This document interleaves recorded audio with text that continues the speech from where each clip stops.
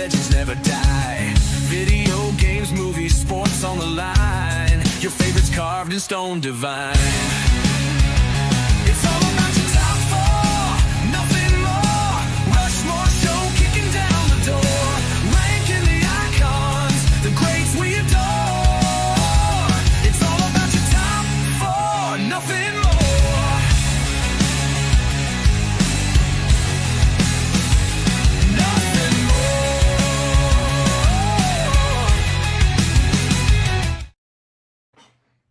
This is the Rushmore Show, where it's all about your top four and nothing more. Yo, yo, yo. Welcome in. The catcher from G-Tag, welcome in. Thanks for being here. Kevin, yo, Kevin's in the house. That's my best friend from childhood. That flipper dude, I hope your clothes are still in style and you're still hanging out. Can you dig it, sucker? Yeah, I love that. And Carson's in the house saying hello. Hey, so if you're in the chat, 8 of you, as you show up, say hello. Start to tell us where you're at, where you're looking at us from. We are live on YouTube, Facebook, and Twitch. We're talking about storytelling songs tonight. And, we did a lot of storytelling this weekend, Andy. A couple things I want to share. If you're here, couple things. Number one, we got a chance to interview. Well, I did. Andy got a chance to preach, and I got a chance to interview this week, which is awesome. Andy preached this weekend on Stranger Things and nostalgia therapy, those mixed together. Stranger Things, because I got to interview Gregory and Mr. Clark from Stranger Things, as well as interviewing Toxie from the Toxic Crusader, Toxic Adventures. And I gotta lean over this way for us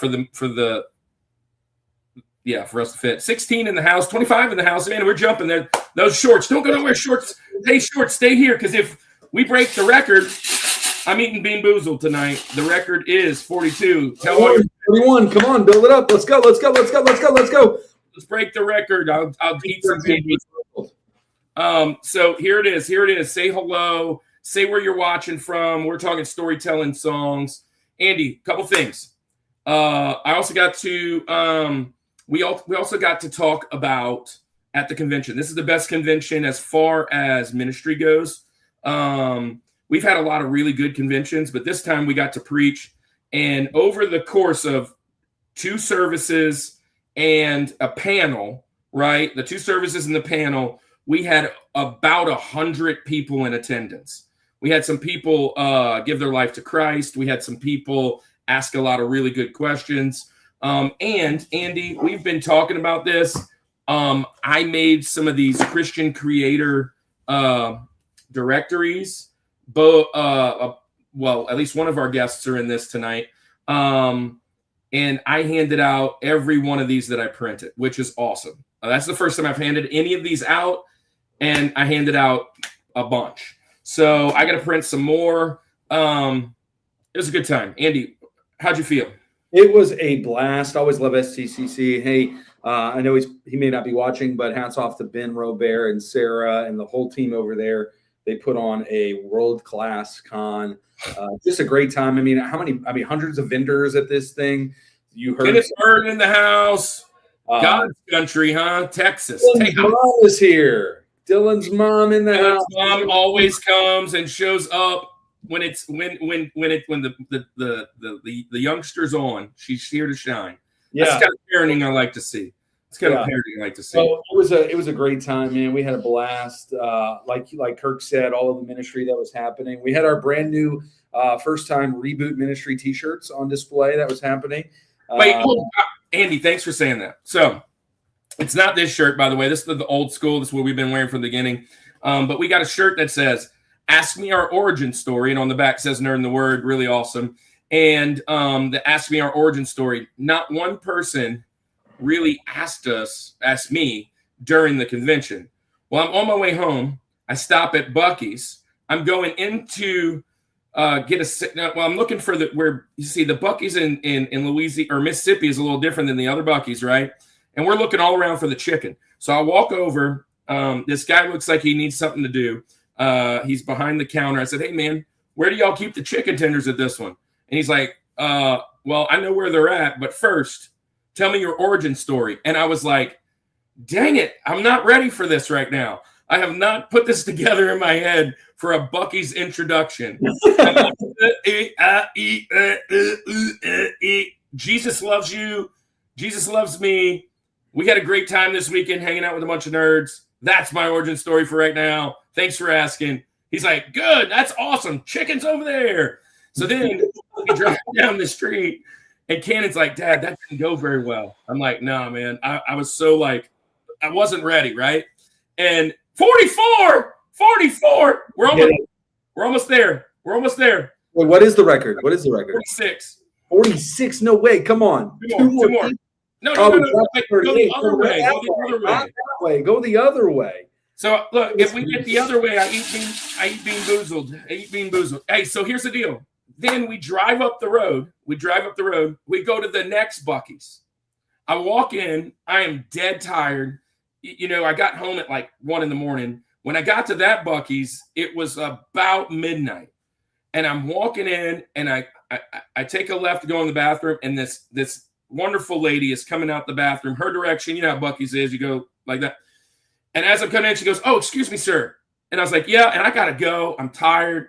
Can you tell me your origin story? I'm like, no, not right now. And then I did the same thing. Jesus loves you. Jesus loves me. We were hanging out with a bunch of nerds this week. It was amazing. And she was like, yes, sir. I love Jesus too. And I'm like, whew. And I went in the restaurant. I'm like, dang, I got to get better with what I'm about to say. Because I wasn't ready. 2 times. I was like, two time. Well, look, we're wasting time. Go to Buc-ee's. Just go to Buc-ee's and they'll all ask, I guess. Yeah. So let's see. We'll talk about the rest of the stuff later. We got a bunch of people in the chat. Let's get this thing going. Storytelling. Andy, get ready for that video. We're talking about your top 4 storytelling songs of all time. Let's get it.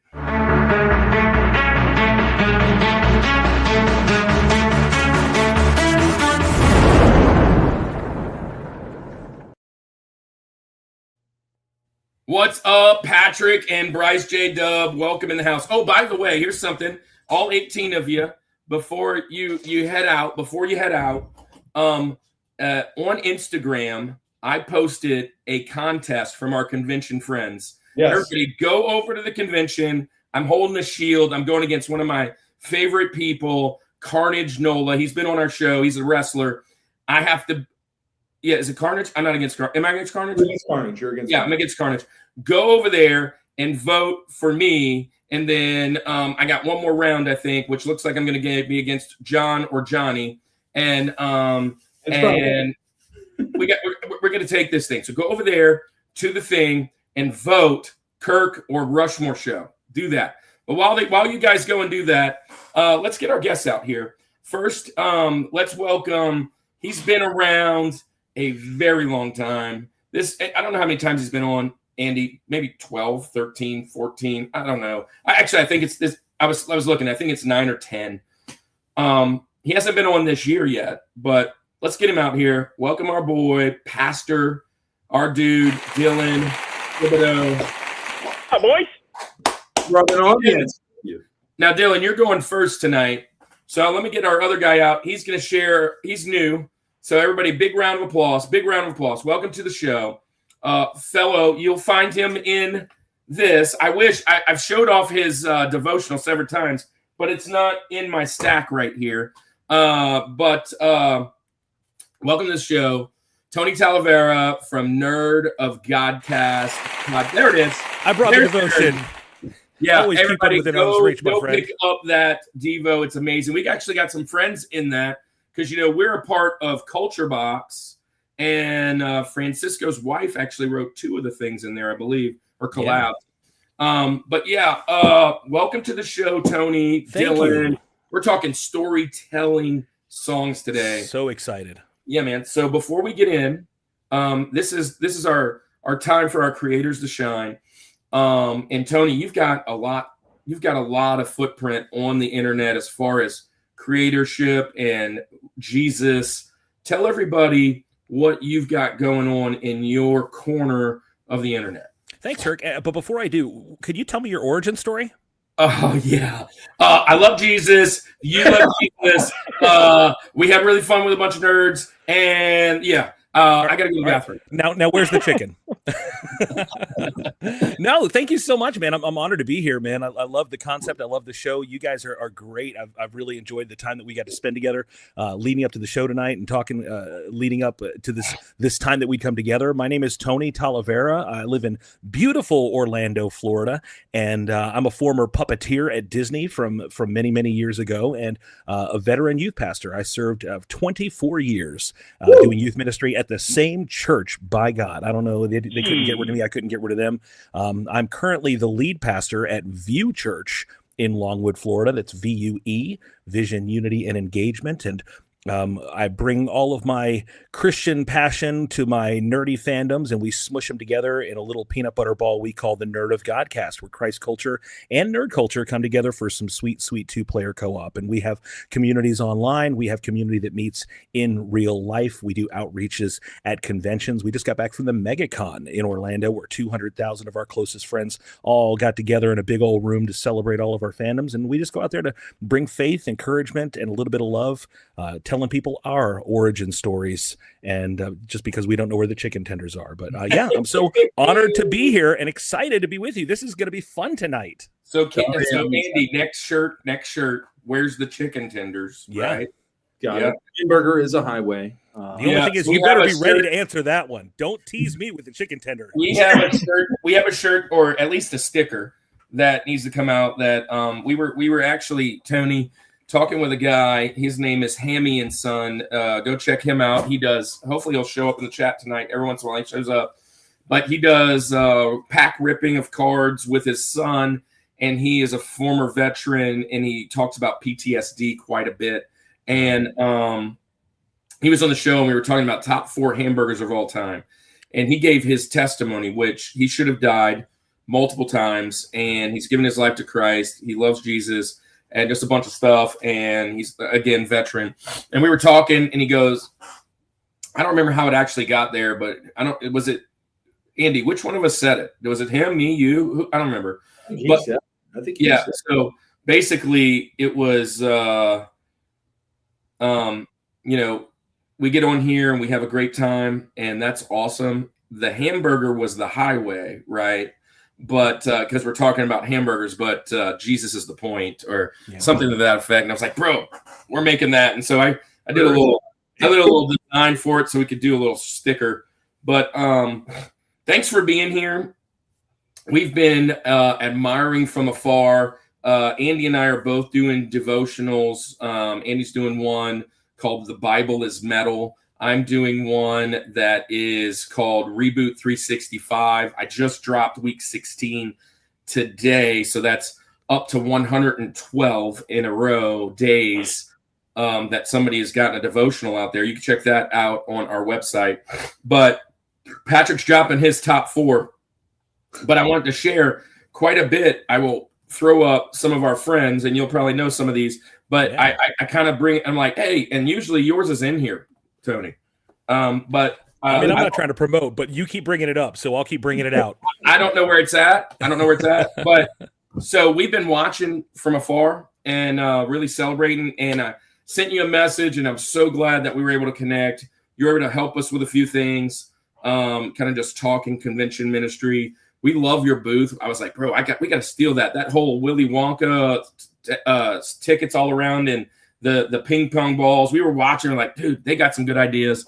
But it's been a while coming. We're so excited to have you. And Dylan, it's been a while that you come back, man. What have you been doing? Tell everybody what you got going on, and then we'll jump in the show. A whole bunch of nothing. Kind of last year transitioned out of ministry full time.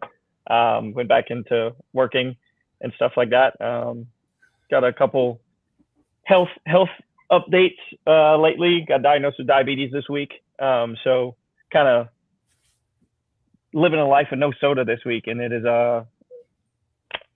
very rough. Let's just say that I've been having a pounding headache for like a week straight. But it's one of those things where God opens up some doors to get off my lazy butt and start doing stuff, and so, yeah, I mean, still active in church, do stuff, but trying to start up a catering company this year, sometime this soon. I have a friend who pushes me pretty good to start my own thing. So yeah, it's been a fun time, just hanging out with my wife, just going on vacation a couple weeks, and yeah, just happy to be back with you guys. It's been a long time, and so yeah, to have you back along with Growlith back there. I see Growlith. Yeah, we see. It's Arcanine, man.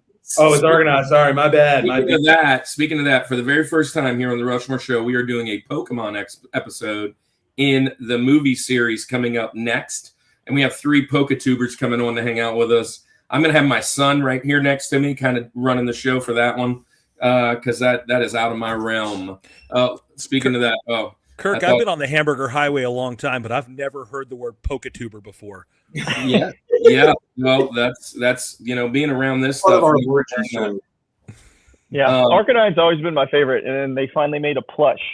And there's nothing like being in your 30s, walking around Walmart, and people probably thinking, "Oh, how nice! It's not for a kid. That's for me." Yeah, it's for my nephew for sure. What's up? Lauren is in the house. So I never heard of Poketuber either until we had a Poketuber on, and apparently in their neck of the woods, like when you go to see people that are ripping cards, they say the card community, and Pokemon is in that world. Some of those people that have come on, that's what they say, and I'm like, oh well, I'll honor your lingo, but I'm not a Pokemon guy, Tony. So I try and just kind of inherit some of that stuff, but we got some really good guys coming on. You guys will love it. Dylan, that is going to be one. We actually want to do a couple, like a kind of a series of them, because it's pretty popular in our chat. So Pokemon is big. So with that being said, let's make sure they start out with some of the basics between the difference between like a Growlithe and an Arcanine, just to keep everybody caught up. Well, that guy, he's this way for me, Andy. Andy knows Pokemon, so he has no excuse. Top 4 storytelling songs, Warren. Warren's been on the show as well. Patrick's supposed to be on the show before. Bryce has been on a couple times. People in the chat. Kenneth has not. Flipper Dude has been on the show. Kevin's been on the show. A lot of folks in the chat have been on the show. Let's get this thing rolling. Let's get this show going. We're talking storytelling songs, Dylan, Tony. Dylan, you're first. You know how we roll. This is what we call Rosie. This is laying the groundwork. It's what we've learned, Tony, is look, Isaac's going to be on the show soon. No Bars, Torado, welcome in. Andy only knows Pokemon. Yes. Thank you for showing up and dropping the Pokemon Snap. So Andy thinks Pokemon Snap is a top 4 shooter of all time. He's correct. He's correct. Where's the lie? It was his number 1 in that wonderful Thursday night we had a few weeks back. It's a fantastic game. But I digress. Dylan. So Rosie, drop your criteria. You know how to do it. Tell us kind of why you're thinking this, and let's get this road going because, I'm excited. I got to get my list back together. Let me get it in front of me. Go. Yeah. So I kind of broke it down, my criteria, a couple ways. One, I have to actually know the song. Like, I know there's a lot of doing my research on this, there's a lot of songs that are like, oh, this is like the number 1 storytelling song. Never heard it a day in my life. So definitely have to know it. And I'm very ADHD. So when I'm listening to music, my mind goes all over the place. So with my top 4, these are songs that when I hear it, I see the song, if that makes sense. Yeah. So I kind of took it kind of literal. And I tried to go kind of deeper cuts of not more well-known stuff. And it was really hard for me not to make all 4 country songs because I love country music. And I was like, man, country has some great storytelling songs. But for my first pick, my number 4. Hey, hold on. We talked about this in the chat. There are no lies found here. I was really, really trying to put other like genres, or like not another country one, not another. That's a great one, but not another country. Yep, that's a great one, not another.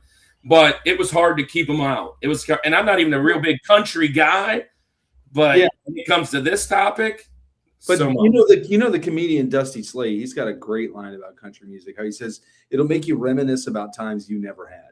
Yeah. Like that's country music. Like it brings. I've never driven a tractor through a cornfield, but when the song comes on, I mean, I've been there. I've done that. I've lived that life emotionally. So I agree, but I love that route we're going. So Dylan, with all that said, get us started. Paint the picture. Tell the story. What's Rosie? All right, my Rosie is actually not a country song. It is I don't know what you would call it, pop, punk. I don't know. The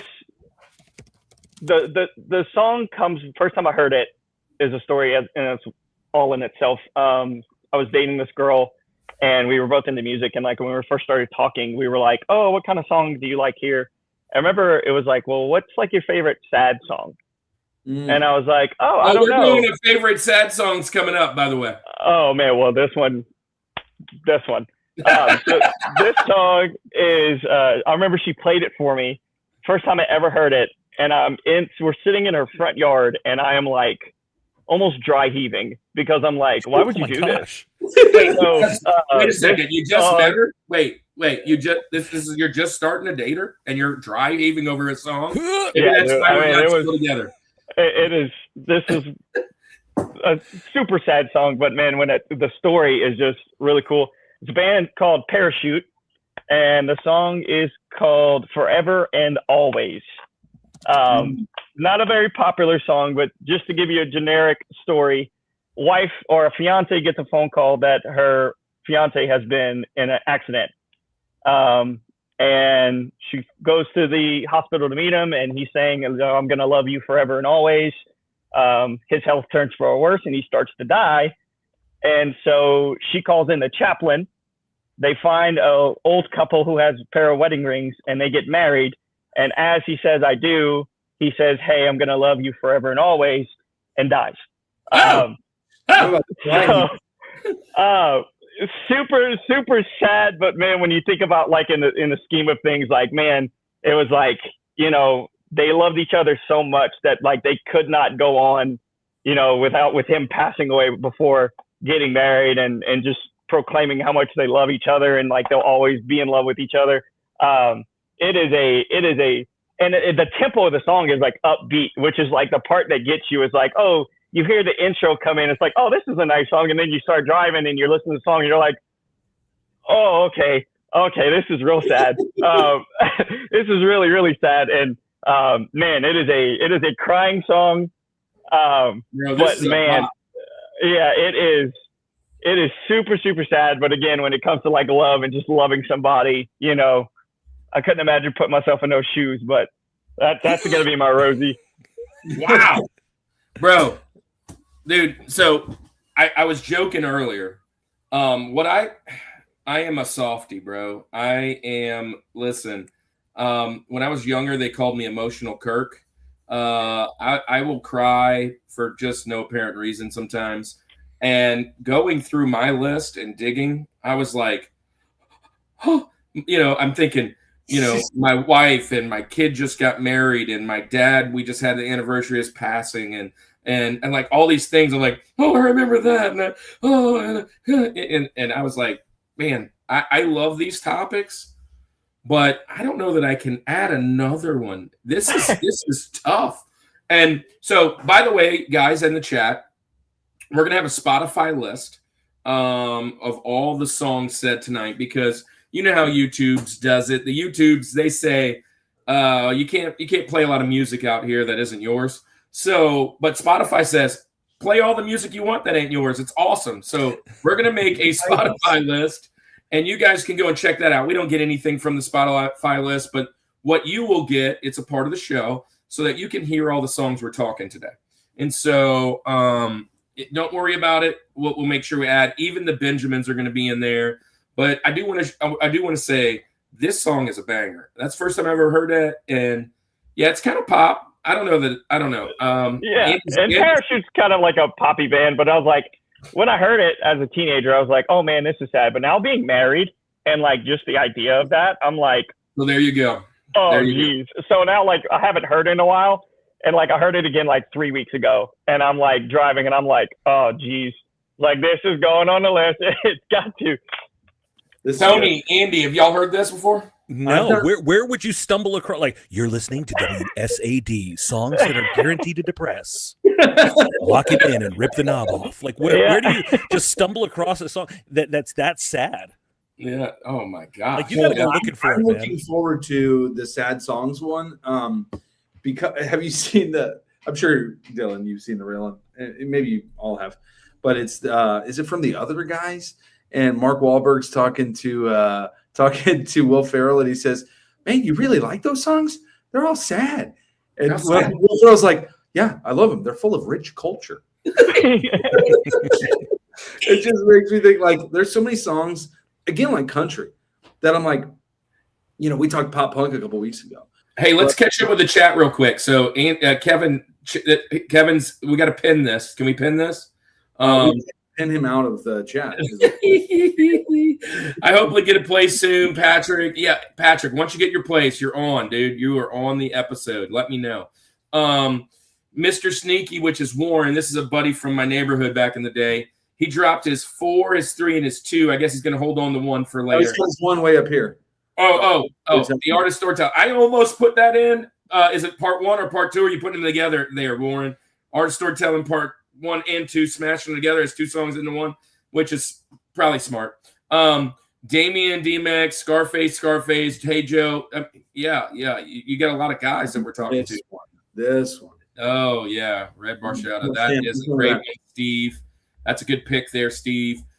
Scuba Steve's coming in hot with Rush. All right. Well, I don't know this one, but I am going to be very well acquainted going to work one day, and my son's going to be like, Dad, I love this. My son, always when he's sitting next to me and something sad's going on, or, I'm trying to be like, he's always kind of like, Dad, are you okay? Are you all right? Yeah, I'm fine, son. I'm fine. It's just a song. It's going to be a moment coming soon to a Jeep near you. All right. Well, Tony. Yeah. We see how it works, man. That's it. So you're up. Yeah. You've already told us all about your stuff. Tell us your criteria. Yeah. You actually picked storytelling. So tell us what you were thinking and kind of where you're going with your list. And then Rosie, drop in. Yeah, sure thing. So I try to think, okay, if this wasn't a song, if there was no music and no singing, but the lyrics were there, could I take this and turn it into a script for a play or for a movie? So not a music video, but actually take the story and remove it from the genre of music and plug it into another storytelling drama. So that was where I was at. And some of mine went from like movies. Some of them felt more like poetry, but I wanted to take it to that place where, okay, this is a story that's being told with a character, a location, and some kind of an arc. So that was my goal. So my Rosie is a throwback way back to the day. It is a song called Mac the Knife by Bobby Darin. Wow, that's my dad's era. Love it. Thank you. No, that's good. I love mine that. Too. It's bringing me back. I love the story because it doesn't actually tell about something that is happening. It's all told from the point of, oh, well, I heard this. Oh, well, have you heard that? Oh, well, there's this rumor that this happened. And it's all about characters talking about the return of this shady, desperate, dangerous individual, Mac the Knife, Mac Heath. And it's like, oh, well, did you hear this? That somebody took out all his money and now nobody's heard from him. Oh, there's a cement bag down by the pier. I bet you that he's been weighted down. He's sleeping with the fishes. So it's this whole seedy Sopranos, Gotham City villain underworld that this story is being told, like, and it's so powerful to me because it's visual. Like I can picture in my mind the back alleys. I can picture in my mind the seedy nightclubs. I can picture, oh, this is what Mac Heath would look like when he comes in. Everybody knows who he is because by the time he even enters into the room, everybody in the room has already heard that Mac is back. Everybody in the room has already heard what he's been up to. Everybody knows to watch themselves. But he's not portrayed just as a straight villain. There's something that's charismatic about him. At the end of the song, they go down a list of, well, all right, ladies, watch out. The line forms on the left because Mackie's back in town. It's like there's something about this evil, villainous, murderous guy that's charismatic and engaging, and it's almost like you want to just get a glimpse of him based on all of the things that you kind of heard whispered in the shadowy back alleys. So yeah, Mac the Knife. I love this pick. I'm just gonna say this, Tony, first time on. I want to hear you talk about all of our songs tonight. I'm like, I'm in it. I'm here. I'm seeing it happen. Yeah. This is a great pick. This is a great pick. And this is why he also has what I love about broad topics like this one, because it's not just like pop punk or country or whatever. This is like, we're going to have this playlist that has this on it, and then wait till you get to some of mine or some of Kirk's or whatever. Like, you're going to be all over the place. That shuffle is going to be crazy. Yeah. hey, I do want to just say welcome in here. Dylan, this must be your guy. So the true soloer. Hey, Dylan and y'all. So my first is really an album that I created called Red Right Rock. And that album is more of a movie and a song. It tells a story how a person leaves and comes back. Welcome in. And then Kevin says, hey, what about Mac Tonight, which is McDonald's commercial? Wow, that is old school. I'm with you on that one. What about yeah. So The I love this boom-shaped thing. head? And Andy, I agree, man. So when he was like talking up, like when we go to do the commercials next time, Andy, we need to like just send him a couple bucks and have him read it because man. So Mac the Knife, my dad loves Bobby Darin. And my dad passed away 13 years ago, but he put me on that oldies track, man. And we'd be riding around in the Nissan, and he would just his Nissan truck and listen to this, son. Listen to this. Don't put on that rap crap. Don't put on that no country. None of the. You're going to listen to this. And Bobby Darin is one of his favorites. What I love about this particular song, though, man, it shows its head up in movies and TV shows all the time. It's just one of those very iconic. That's one of our favorite words around here. But it's an iconic song. And this wasn't even on my radar, man. I'm looking for things, and when you brought it up, I was like, yeah. And that's just kind of what I love about the show. Like Andy said, man, we're gonna bring it from every direction tonight. So yeah, I appreciate this pick. I'm already gonna be talking look. I'm just putting out the warning signs. I will talk about my dad quite a bit tonight. And if you keep bringing up other songs, I get an opportunity to do it more. So yeah. Good pick. Was your dad a DMX fan? I don't want to ruin any of my Oh surprises. yeah. No. But my buddy was. Andy was. Warren was. Oh, here it is. Here we go. Mac Here we go. Tonight. Yeah, Yeah, that was his whole thing, compelling kids to go to McDonald's for dinner. They would sing that song. It's a Mac Tonight, and that was the Yeah. So, all right, man. Well, if you guys are ready, I will jump in for mine. My criteria. So I'm going third tonight. Andy always kind of finishes off with music. He's a music guy. But criteria. It told a story. No, I'm just joking. My criteria. I went to the interwebs, right? All the same places I always go. Google, AI, my CD case, you name it. I'm digging, just trying to get the brain going. There was even a couple playlists already out there for good storytelling. Yeah, I don't know what it is, but there it was, right? There's Kevin coming in hot. Hey, real life perspective. Yes. High above the mucky muck. That's made of sand. Yes, I'm right there with you, Sean. Right there. So, with that being said, there's even some Spotify playlists already made for storytelling, right? And so I'm just going through. Yes. I'm just making a little list over on the side. And then I kind of tried to connect each one of my songs to a time or a moment in my life that it is kind of the soundtrack to. I love kind of what you guys said already about can I take the words out and make it a play and all that stuff. But hey, we just talked about him. I am kicking it. Hammy, we just were talking about Hamburger is the Highway. I'm glad you showed up, man. Everybody, by the way, everybody with a wrench, share your channel for everybody. You guys are moderators, so you get to share your channel. And the never ending story. Well, that's storytelling right there, isn't it? So I'm gonna drop mine in the chat. And let's just talk about it. I don't have DMX tonight. Not on my playlist, but I do have somebody from the mid 90s, early to mid 90s, I guess, that we rocked in high school quite a bit.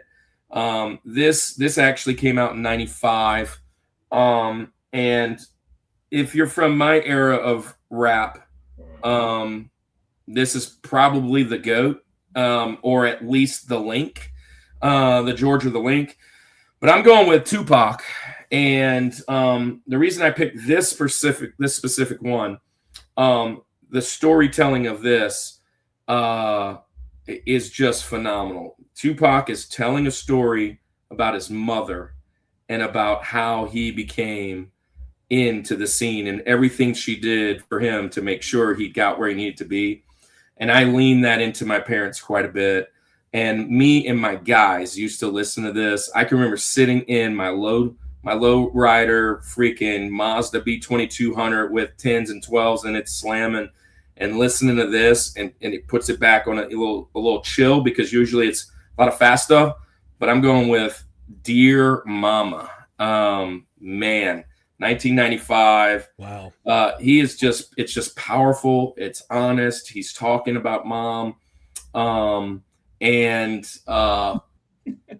Gosh, I can't even look, dude. It's just a great song. And Tupac is the GOAT. And Warren, I don't know, Warren's out there. He'll probably agree quite a bit. But yeah, I'm going with Dear Mama, right? And hopefully we can find I'm pretty sure there's one that's not explicit. One. I'm making the playlist as we talk tonight. So I think there's a non-explicit one. I looked and I forgot to recheck before I just spit it out. But yeah, hopefully there is one. This is great. This is what I'm talking about. Bobby Darin followed by Tupac. I mean, this is just this is what this kind of playlist is. I love this pick. This is a great one. Hey, real quick, Isaac, any MJ? Michael Jordan didn't sing. Once there was a boy who. Yeah. There's some good ones from MJ for sure, though. Soloweir said Devil went down to Georgia. That's been mentioned a few times here in the chat. That was quite a bit in all my research. And boom, here we go.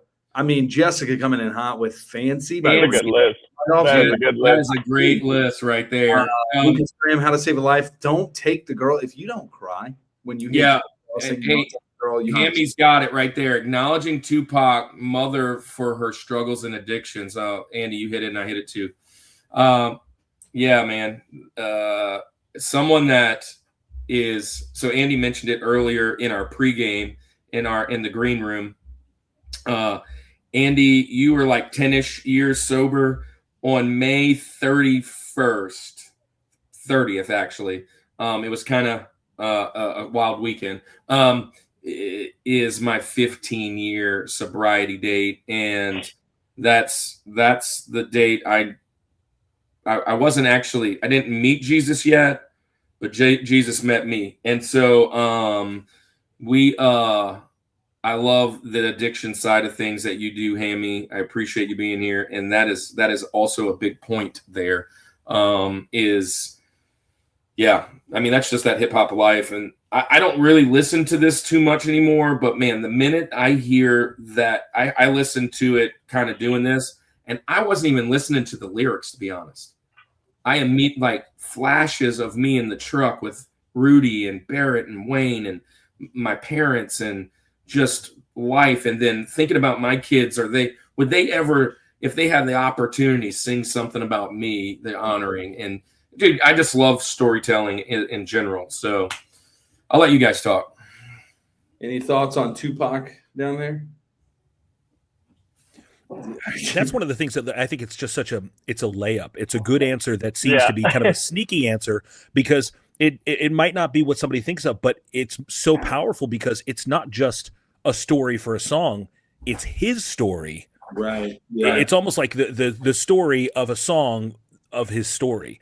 And there's nothing more powerful than honesty. There's nothing more powerful than the transparency of personal experience. And that's absolutely True Solo is coming in with an update.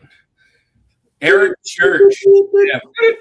We change on the fly all the time there, man. True Solo. True Solo, I'm going to throw you a bone, man. A bone is a wrench. That means you'll have moderatorship. Throw your stuff in the chat. Stacy can come over after school. Yeah. Sean's singing right now because then Sean earlier is singing to us.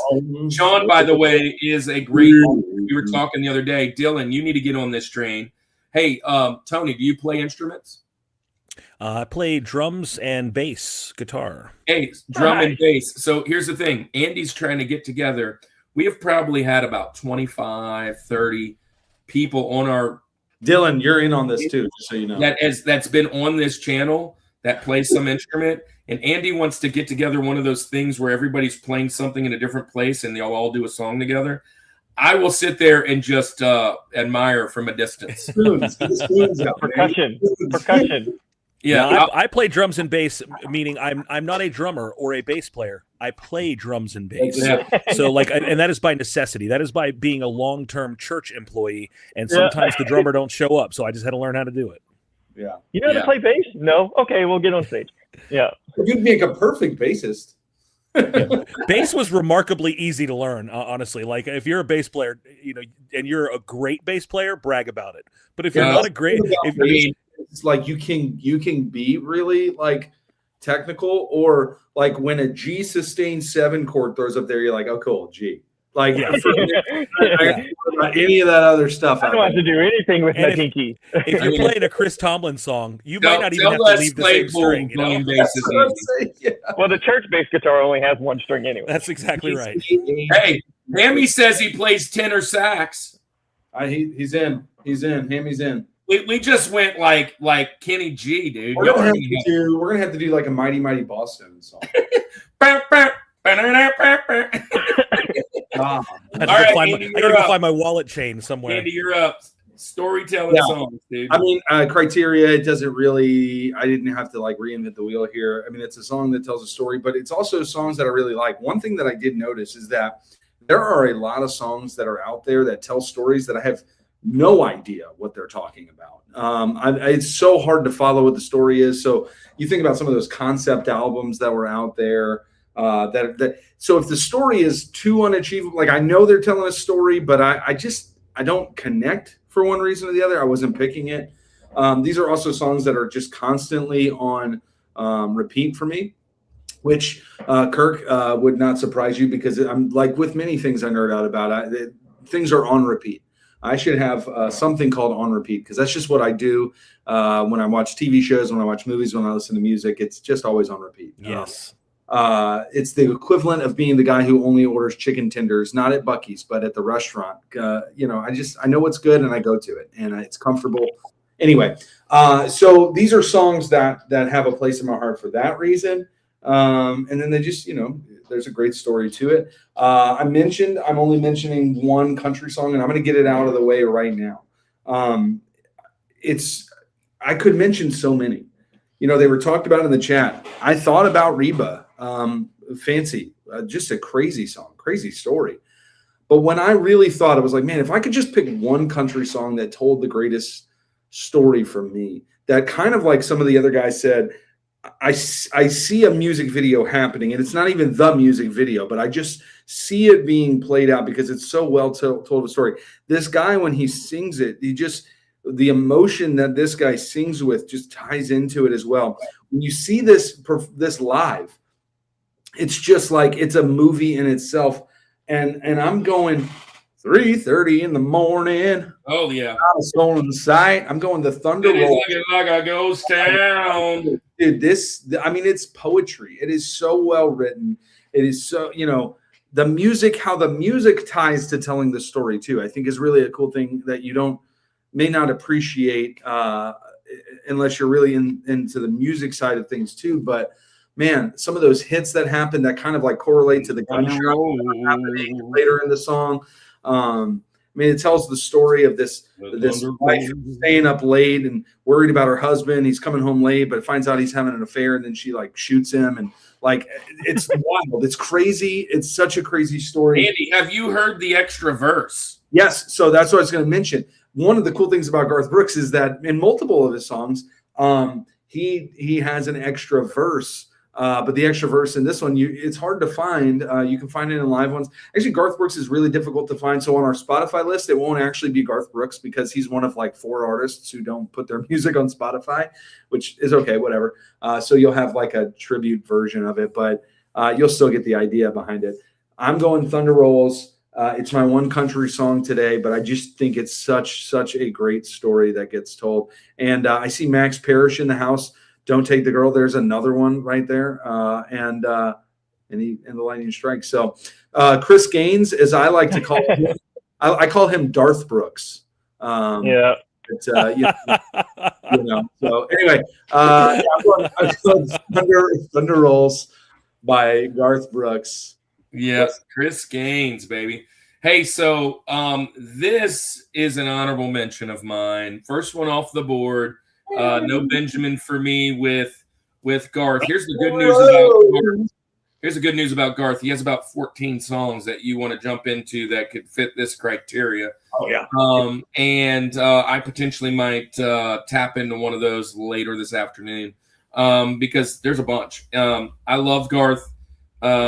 Swing. I had to do that, but anyways, with that being said, as far as country goes, this puts me right where I want to be. Actually, real life perspective, we did 90s country. Yeah. Garth is my goat from 90s country and storytelling, and I love this song. Just hearing the thunder actually roll, the him bring that in to open it, and then you almost feel like you're sitting and you see the tumbleweed kind of going by, and you see a guy just kind of leaning back in his chair, strumming his guitar, and the guy just kind of walking down. And then it's not even really about all that. It's about like this love story that's crazy. The if you haven't heard the extra verse, go do that because that's fun. And especially when you find it, he actually sung it in Baton Rouge. Right, and they have the live version of that there. That's pretty good. Anyways, you guys love Garth. Hopefully, this song. Yeah, I mean that song with the sound effects, like I said, with the lightning and the thunder and everything, and then like just the fact that he still rocks the lapel when he sings. Yeah. He got the Britney Spears mic. That's Look, I'm telling you what. I've seen Kiss live multiple times, and obviously, that's just my bread and butter is Kiss. Garth Brooks is probably 1B too when it comes to a live show. Just absolutely worth every penny you pay to go see Garth for sure. And we've talked about concerts before, you know. Tony, you like Garth Brooks? Are you I was born in Nashville, Tennessee. Okay. And I care not for country music, and I feel like it's a betrayal to my people and to my land. But Garth Brooks transcends country music, especially in the 90s. You didn't have to be a country person. And there's a few artists that mastered that, where you didn't have to be under the auspices of Western wear to get to be impacted by their music. And Garth did it, and Garth did it with this song. I can see the music video for this when you're talking about it. Yeah, I see absolutely. him walking up in the trailer park with the tight black jeans and the button-up shirt and the big black hat. You know, like I can feel the thunder roll. Yeah, that's so good. Awesome. Well, that's our first round of picks. Also, I'm very excited that Tony dropped the word auspices. I mean, this is the first time ever in Rushmore history. I love it. We're gonna have we love Kirk and I talk about this a lot. Big word alert. Word alert. There you go. Yeah, like I love We it. always so Tony, if you haven't been around, we always like, oh yeah, that's a good word. That's a good word. Just a good Whenever somebody brings one up, oh yeah, I got to put that one in there. Yeah. Good pick. All right, Dylan, let's get this thing moving. Whoa! Member for 6 months. Drop the hype. By the way, guys.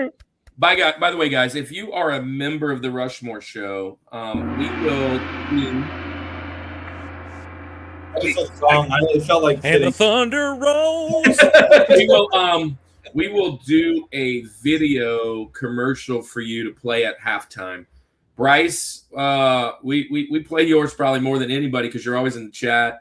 So we'll probably play Bryce's again. But Bryce, you didn't have to do that. By the way, Bryce is dropping $1. Bryce, you don't have to do that, man. But we love that. Appreciate that. I'll put it towards the ministry fund to get us to the conventions.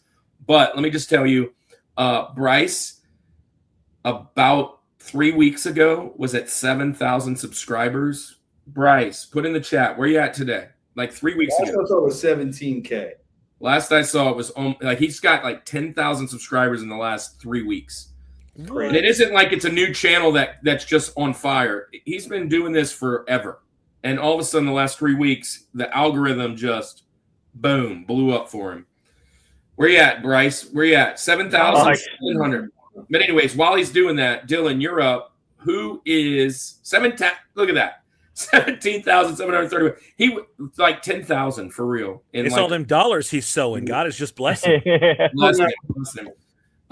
Anyways, Bryce, thanks for being. Bryce is a gamer. He is a streamer. He loves Geometry Dash. Go check Bryce's stuff out for sure. Since 2011, he's been doing this thing for 15 years. In the last 3 weeks, boom. So, Dylan, it is TJ Jazzy Jeff. Who's your next pick? Gotcha. So, this song for me, growing up, just always loved it. Came out in 95. I was born in 93. When I was a little kid, I lived in Texas. So country music, that's kind of where like my love for country music came from. Just living in Texas for a little bit. And I mean, in the 90s, you can say Garth Brooks.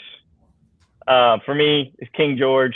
And when you think of George Strait, there's a lot of like fantastic songs that you can probably say, you know, oh yeah, I did this one, Storytelling. But for me, I think it's probably my favorite George Strait song is Check Yes or No. Yes. I mean, just the story of two little kids, you know, picking on each other in elementary school, slides her a note, something so simple and so easy. Fast forward, they're, you know, going on an anniversary date, and it's just like the song is just so simple.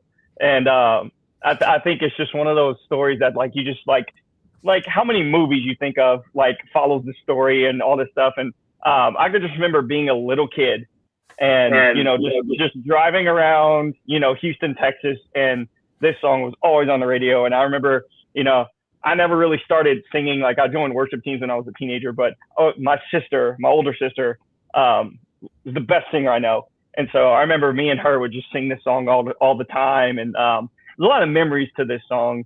And every time, I mean, this is a no skipper for me. If this comes on the Spotify on shuffle, if you skip this song, get out my truck. You know what I mean? So that's definitely my number 3. I like I said, I love George Strait. This song for me, like it just paints a picture. And I'm a softie, so I love stories and stuff. And I just think this is one of the best songs that's probably ever been written. Do you love me? Do you want to be my friend? If you do. Great song. I mean, what a karaoke song. You know what I mean? It's one of those things that you like, someone gets up there and sings karaoke, the whole place is going to sing it. Absolutely. It's a song that, again, you mentioned putting on in your truck. My wife and I were putting together a list a while back, but it was like songs that you can't help to belt out when it comes on. There's no visual listening in my house, at least, to really any George Strait, but certainly to Check Yes or No. Old Emmylou Hayes, man, come on. I absolutely love the song, King George. And the crazy thing is, in high school, I knew a girl named Emmylou Hayes who was named that after the song. And I was like, you have one of the coolest names on the planet. This is a great song. I enjoy George Strait. And as far as country goes, he's probably etched himself on the mountain somewhere. At least in some genre of country for sure. But as far as 90s go, like we've already got two of the goats out the way. I'm not even a country guy either, Tony, to be honest. I always dated girls in high school that loved country, so I like, it's one of those things like, yeah, I love this song. And as an older person, I look back and go, man, that really was a good song. And George Strait was one of them for me. Because, like I said, I was listening to rap, and I was like, well, you're going to date me? Of course I love what's his name? George Strait? Sure. Love it. Perfect. King George.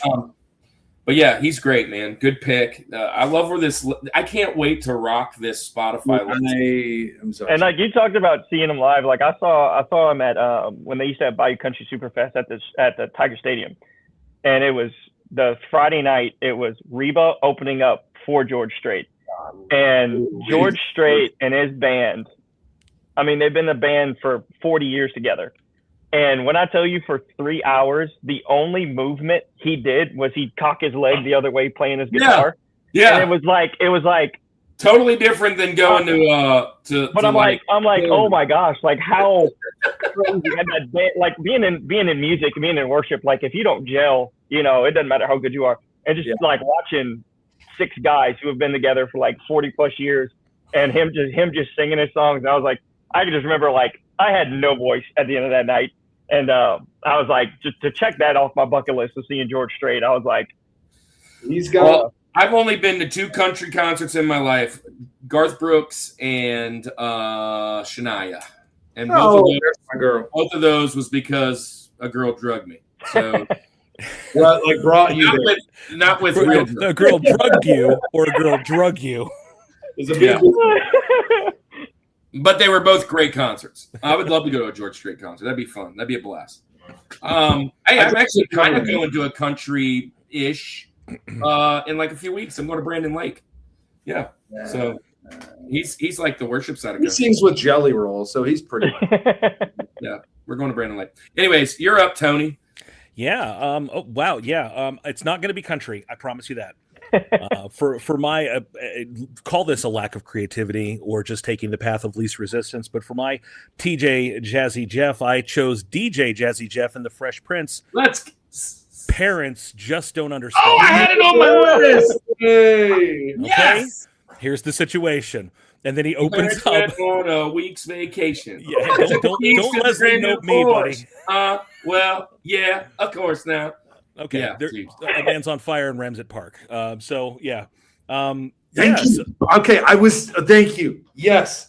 Continue. Sorry. That's cool. So no, he sets this thing up and he opens up with almost like a pastor would, right? He's like, parents are the same, no matter time, no place. It's like all you kids. Here is something I'm going to bring to you. I'm going to bring you a story proposition that will get your attention because it's something that we can universally relate to. Whether you are from West Philadelphia, born and raised, or whether you're a Southern boy who grew up in Florida and everywhere in between, parents are the same, no matter time, no place. They just don't understand the plight of the youth. And then he begins to unpack this with 2, not just 1, but 2 stories. It is a 2-for-1 of evidence. The story of being taken for school shopping, going back to school shopping, and they're at the mall, and mom is trying to pick out his clothes, and he wants to look fashionable, but mom wants to get him, something straight out of the 1970s, and you can sense his frustration, his desperation.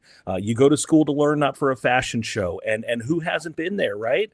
And then he ramps it up. And it goes to a second story, which is about grand theft auto and felony child endangerment, human trafficking, which was so cute and charming in the 80s, and now it's very troubling. But yeah, parents just don't understand, and that's the bottom line. No matter your struggles, and I remember why the story was so powerful because I put my cassette tape in the tape player of our minivan driving around as a kid, and my mom and I heard this song at the same time, and I was feeling vindicated, saying, look, parents just don't get it. Us kids, we know what's up, and mom and dad, you don't know. And my mom heard it, and she said, you see, he's right. There's no need to argue. Parents just don't understand, so don't even bother trying it. She used it as a weapon against me. She hit the Uno reverse on that song and said, sit on, I want to hear it. I'm just not going to understand, so just whatever. And but yeah, DJ Jazzy Jeff and the Fresh Prince, he's the DJ, I'm the rapper. Parents just don't understand.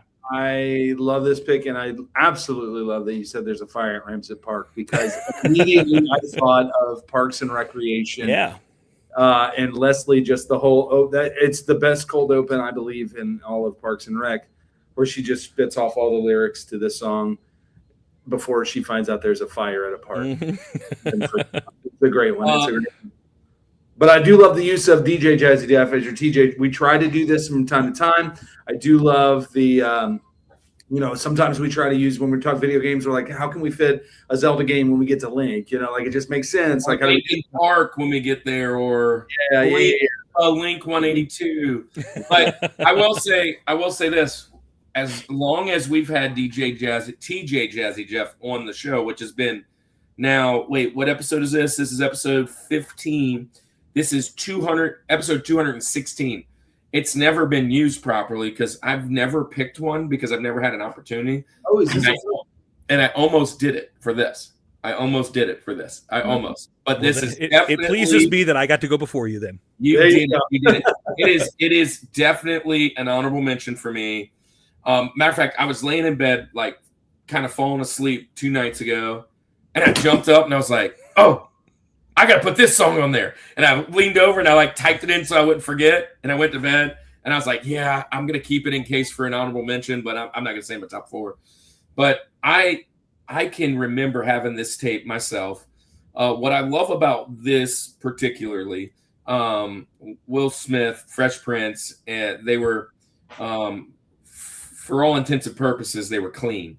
Now, if they had a lot of innuendo going on and some other stuff, but they never really cursed or anything like that. That was the big deal. So my parents would, let me rock that every once in a while, blare it in my room. And so I listened to a lot of this CD. And I love this song a lot. There's a bunch on that whole this whole tape that could have even made it. He opens up with a Nightmare on Elm Street. Yeah. So Nightmare on My Street. Yes, dude. I'm feeling it. This is so good, Tony. You veteran move by jumping in with the TJ Jazzy Jeff. Good job. I live to give. Man, I love it. And Dylan? Is this out of your wheelhouse? You're younger than us. First ever rap Grammy. Oh yeah, you're right. Dylan is initiated. I'll have more to say later on. Oh, come on! Come on. Hey, I like it. While that's happening, real quick, before we go to Kirk's, Flipper Dude came in with a great one. Metallica's One. He did. Which, by the way, we mentioned it before, Chris Cornell's cover of One, but it's Metallica lyrics to U2's One chords. Just genius. If you've never looked that up, look up Chris Cornell One. It's just crazy. True Solo Ear came in. He said, Chattahoochee and Chasing That Neon Rainbow. Honorable mentions for me. Wow. Great. Those are Way good. Down Yonder.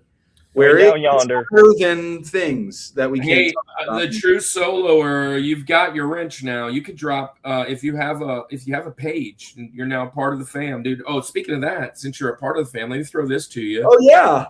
He also said, Dylan, that you were his mentor. So yep, that's my partner. There's his partner. Welcome to the show. You're now a part of the Summit Squad.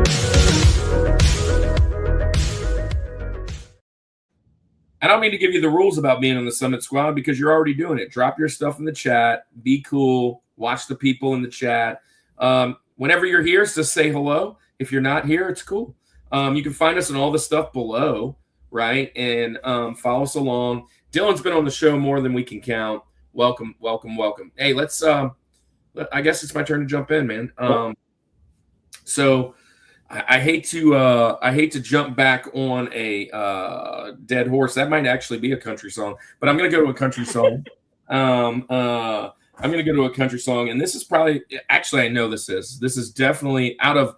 So I wrote a list of 8. I try and write a list of 8 and see if I can't hit it, and then I give some extras.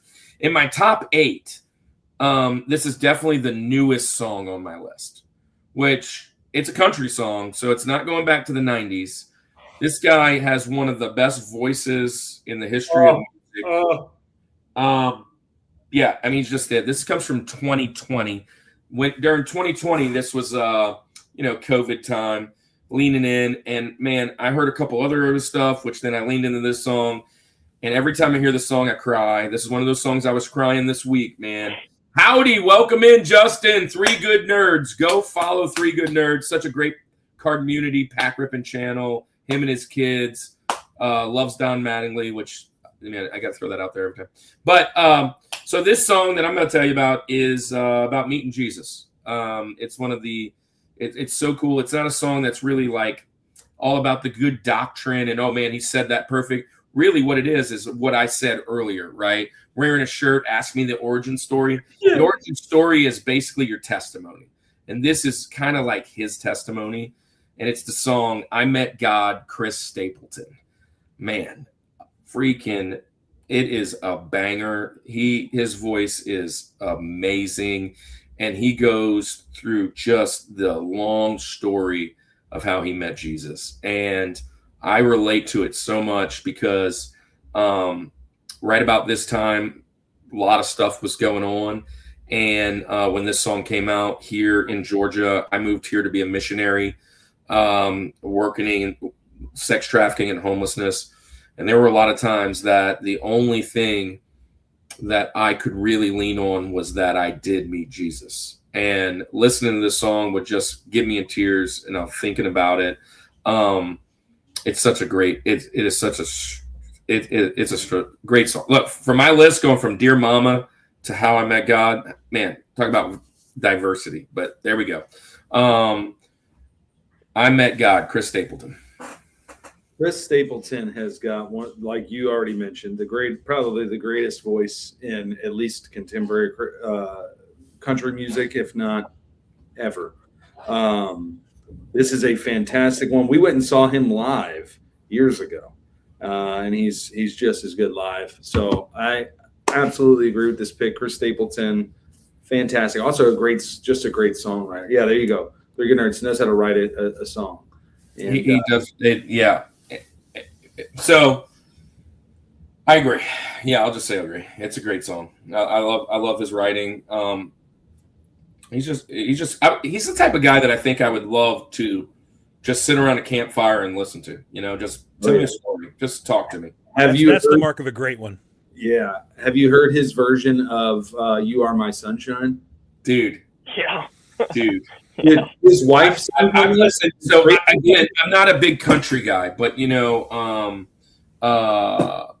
we honestly, Andy, you kind of reintroduced me way back in 2022, right? We'll go back all the way to 2022.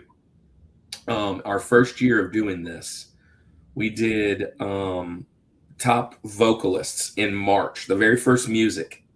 And you had Chris Stapleton, I believe, on your list or at least in your honorable mentions. And I was like, dude, that guy is awesome. And then I went back and just started listening to a lot of his stuff. And he's always in my Spotify feed. What I was saying, so on that version of "You Are My Sunshine," his wife sings on it too. Yep. And as great of a voice as Stapleton has, his wife might be better. Like it's just crazy. Go listen to that version if you haven't. But I do love this song. Great pick here. You guys like Chris Stapleton? Oh yeah. I mean, big country guy, but maybe. No. But I still respect the pipes. Okay, well, there you go. You got to know when you hear it. That's even if it's not your genre. Yeah, you got to respect. You got to recognize.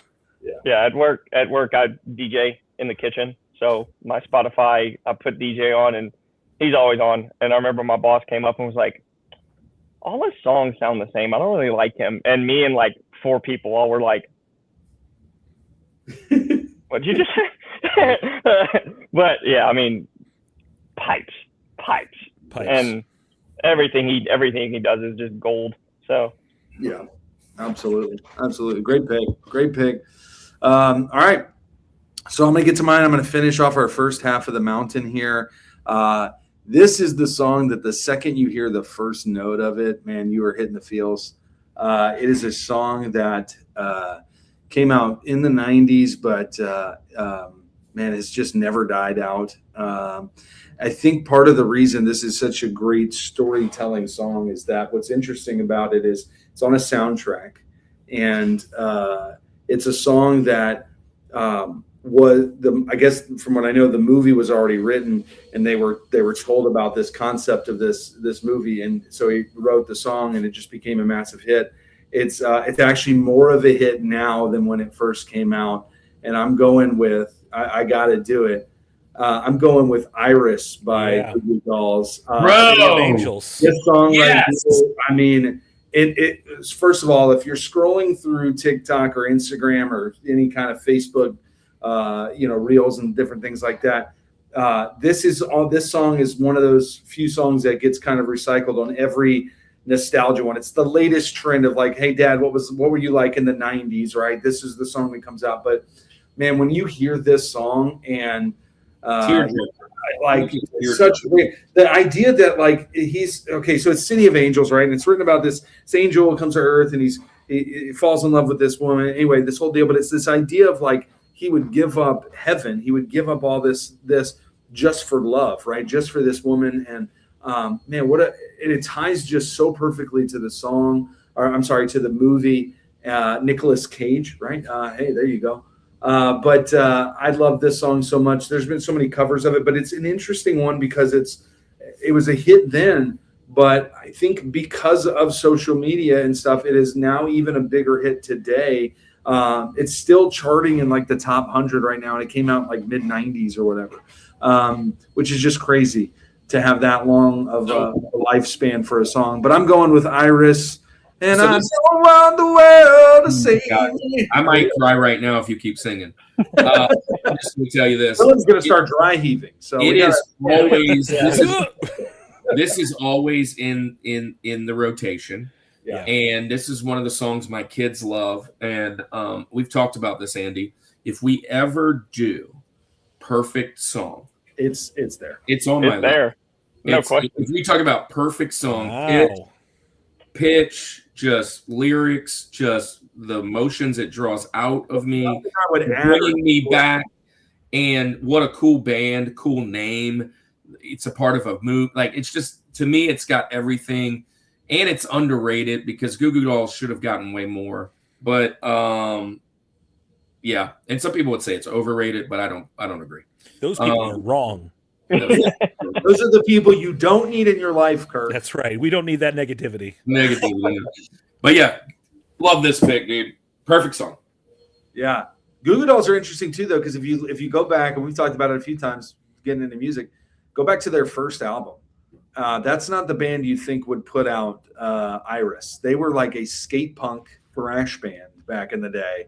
And then they got maybe they got offered money or something. I don't know what happened, but they definitely changed their sound. But man, good for them, because there's a lot of hits that they had that are just great ones that we could probably mention today, but I think none other than Iris. Made to be broken. Yeah, you guys like Goo Goo Dolls, hopefully. What a way to end the first half. Yeah. Those little stabs in there, that da da da da da da da da. Yeah. It's a dream. It's a dream. Yeah, and like that live recording of them singing that when it's pouring down raining, and like there's like 100,000 people just. I'm getting little chills. But like my wife, she likes like screamo bands, and they have a cover of this song. And anytime this song comes on, we fight over which version is better. And I'm like, no, this is Goo Goo Dolls. Yeah. Well, Boys to Men has a cover of this song, and they should have never done it. Some songs should never be touched, right? It's just perfect. There's nothing else. I don't know. It's a great song, man. Great song. 10 out of 10. Hey, so it's time for halftime. But I'm going to get that video. Matter of fact, let me just write it down because I keep forgetting. I'm going to write it down right now. And I just don't like the stupid key that song's in, and it's like impossible to play. That's the other thing. Isn't that the song where he like made up and invented a tuning for it? Yeah, too? literally. Open It's like D. DDDG or something. It's ridiculous. And like you have to like just started speaking French. You can play the standard, but you have to break your wrist. Like yeah. So, all right, let me jump in. It's halftime, so we can get this show going. We'll be here like Joe Rogan here shortly. So, pull up that clip. Number one. Hey Jamie, put it in perplexity. We already kind of chatted about the convention, but I do want to touch base just a little bit. Number one, we totally thank Ben Robert and the staff. The floor manager was amazing. Her husband's pretty cool. And then, we got to hang out with a lot of cool people. Let me tell you, I just love doing convention ministry. It's now kind of being a part of what we're doing in the nerd world. They have a really cool thing that goes on. I'm sure, Andy, I know you know it because I've talked about it with you, and I want it to go this year. And Tony, I'm sure you know about it too. But NCMS is actually going on. It just ended yesterday, last night. And it's basically Nerd Culture Ministry Summit, and everybody kind of gets together. They'd had their third one this year. And in that, I mean, I've been watching, they only put 4 live videos out. So I watched all 4 of them. I wish they would have done more. But go. Next year, by the way, Tony, they announced they're going to be in Orlando. So don't think I don't know, sir. Yeah. So they just announced that. But most of those guys in the Nerd Culture Ministry collective and which is the people that kind of put it together, Lux Church, and Love Thy Nerd and all those guys, they are in this book here as well as 140 other folks. And I opened it right here just so that I could get right there is Tony and his group. Hey, Nerd of Godcast, they're up in here, and this is just a great resource. 140 get people just over and over, cosplayers, video game. We made a bunch of these for the convention, and we did a panel, Can Faith and Fandom Coexist? Great questions. At the end, I basically gave them all out. This is the original copy. I kept this one. But you can find all of these on our website, right next to both Andy's devotion, which has its first day out there, and my devotion, which has up to day 112, at rushmorereboot.weebly.com. rushmorereboot.weebly.com. Here, right over here. If you click that, you'll get there, and also it's going to come under here. So that's the first kind of commercial I wanted to drop with you guys. The second thing is the next convention that we will be at is, we're praying about this. Andy, we have been invited at least 3 months ago, kind of pre-planning before it happened, to Southeast Gaming Exchange. It is one of the biggest video game in the whole country. They're probably going to have close to 15,000 this year, people. It's a 2.5 day event. It's pretty amazing. It's over in Greenville, South Carolina. We had Austin on the show. Austin said that we can come and preach. And here's the thing. I know that's something that he's never had there, and he's probably working the logistics out, and hopefully that works. Pray for us. He said that we could come and do that. If that happens, that is a big door opening wide, because there are a lot of convention runners and owners that are faith believers that are going to be there, that hopefully show up to our message and see what it is, and then invite us to go do that at other places. And that is a big deal. Our next one, hopefully, is Southeast Gaming Exchange. That's in July. But if that doesn't happen or come to fruition, I'm still going to go. August is going to be the next one for Louisiana RetroCon. And then we have Pelicon coming up. We have CoastCon that we've been invited to. I think there's about 11 that we have been invited to. And then we'll recycle and do it over again next year. So just a great time. St. Tammany Collection Con again in the fall. And just fantastic stuff. The other thing I want to share, let's share, Andy, let's jump in. Well, speaking of the devotion, I got my devotional. Look at who's here. Beneath the Tangles. Thanks, man. Beneath the Tangles. Andy, jump us back out to Forview. Beneath the Tangles is an anime group that's Christian. He is also hanging out in this book up in the beginning. He was one of the first ones I actually reached out to, and he's going to be on the show in a few weeks, along with Religious Fanboy, who's also in here. Let's see. There it is right there, Beneath the Tangles. But they're a Christian group that does anime. Pretty awesome. They're going to be on in a few weeks talking about anime openings, I think. I got to run that through. But Andy, let's do our favorite thing. Oh, see, I get sidetracked. Here's a bunch of devotionals that we've had on the show. We've had Hector on there. He's going to be on again, actually, very soon. We haven't had this person on, but this is a pretty good one. Found that one on Amazon. There's Hector again.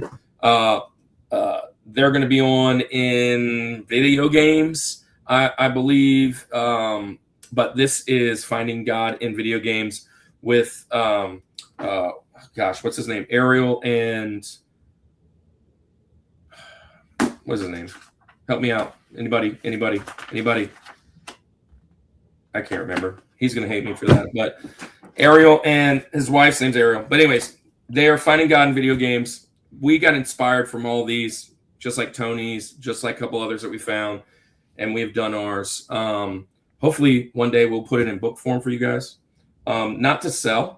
Yep. Stevens. Thank you. Not to necessarily sell, but so that we can hand them out at conventions and whatever we can do to get fun, nerdy things in people's hands. That one with the Pac-Man looking cover, is that Ellen Elliott's book? Yep. Mm-hmm. Yeah, she's awesome. We've had her on the show. She's great. Yeah, I would love to have her on the show. This is a great book. It is Ellen Elliott. Man, I would love to be connected with her and tell her how much I enjoyed this book. But that is great.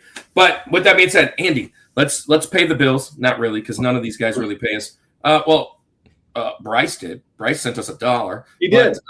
Hey, so let's pay the bills. Bryce, let's do one of our favorite Culture Box friends. Hey, let's do Retro Rewind, because his wife actually did some stuff with Tony. And then we'll do our favorite coffee.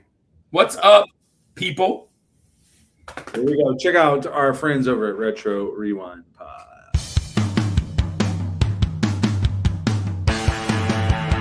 Every other week, join the Retro Rewind Pod as they travel back 15 or more years along the entertainment space-time continuum in their mission to review movies and games, establishing what is still worth your time today.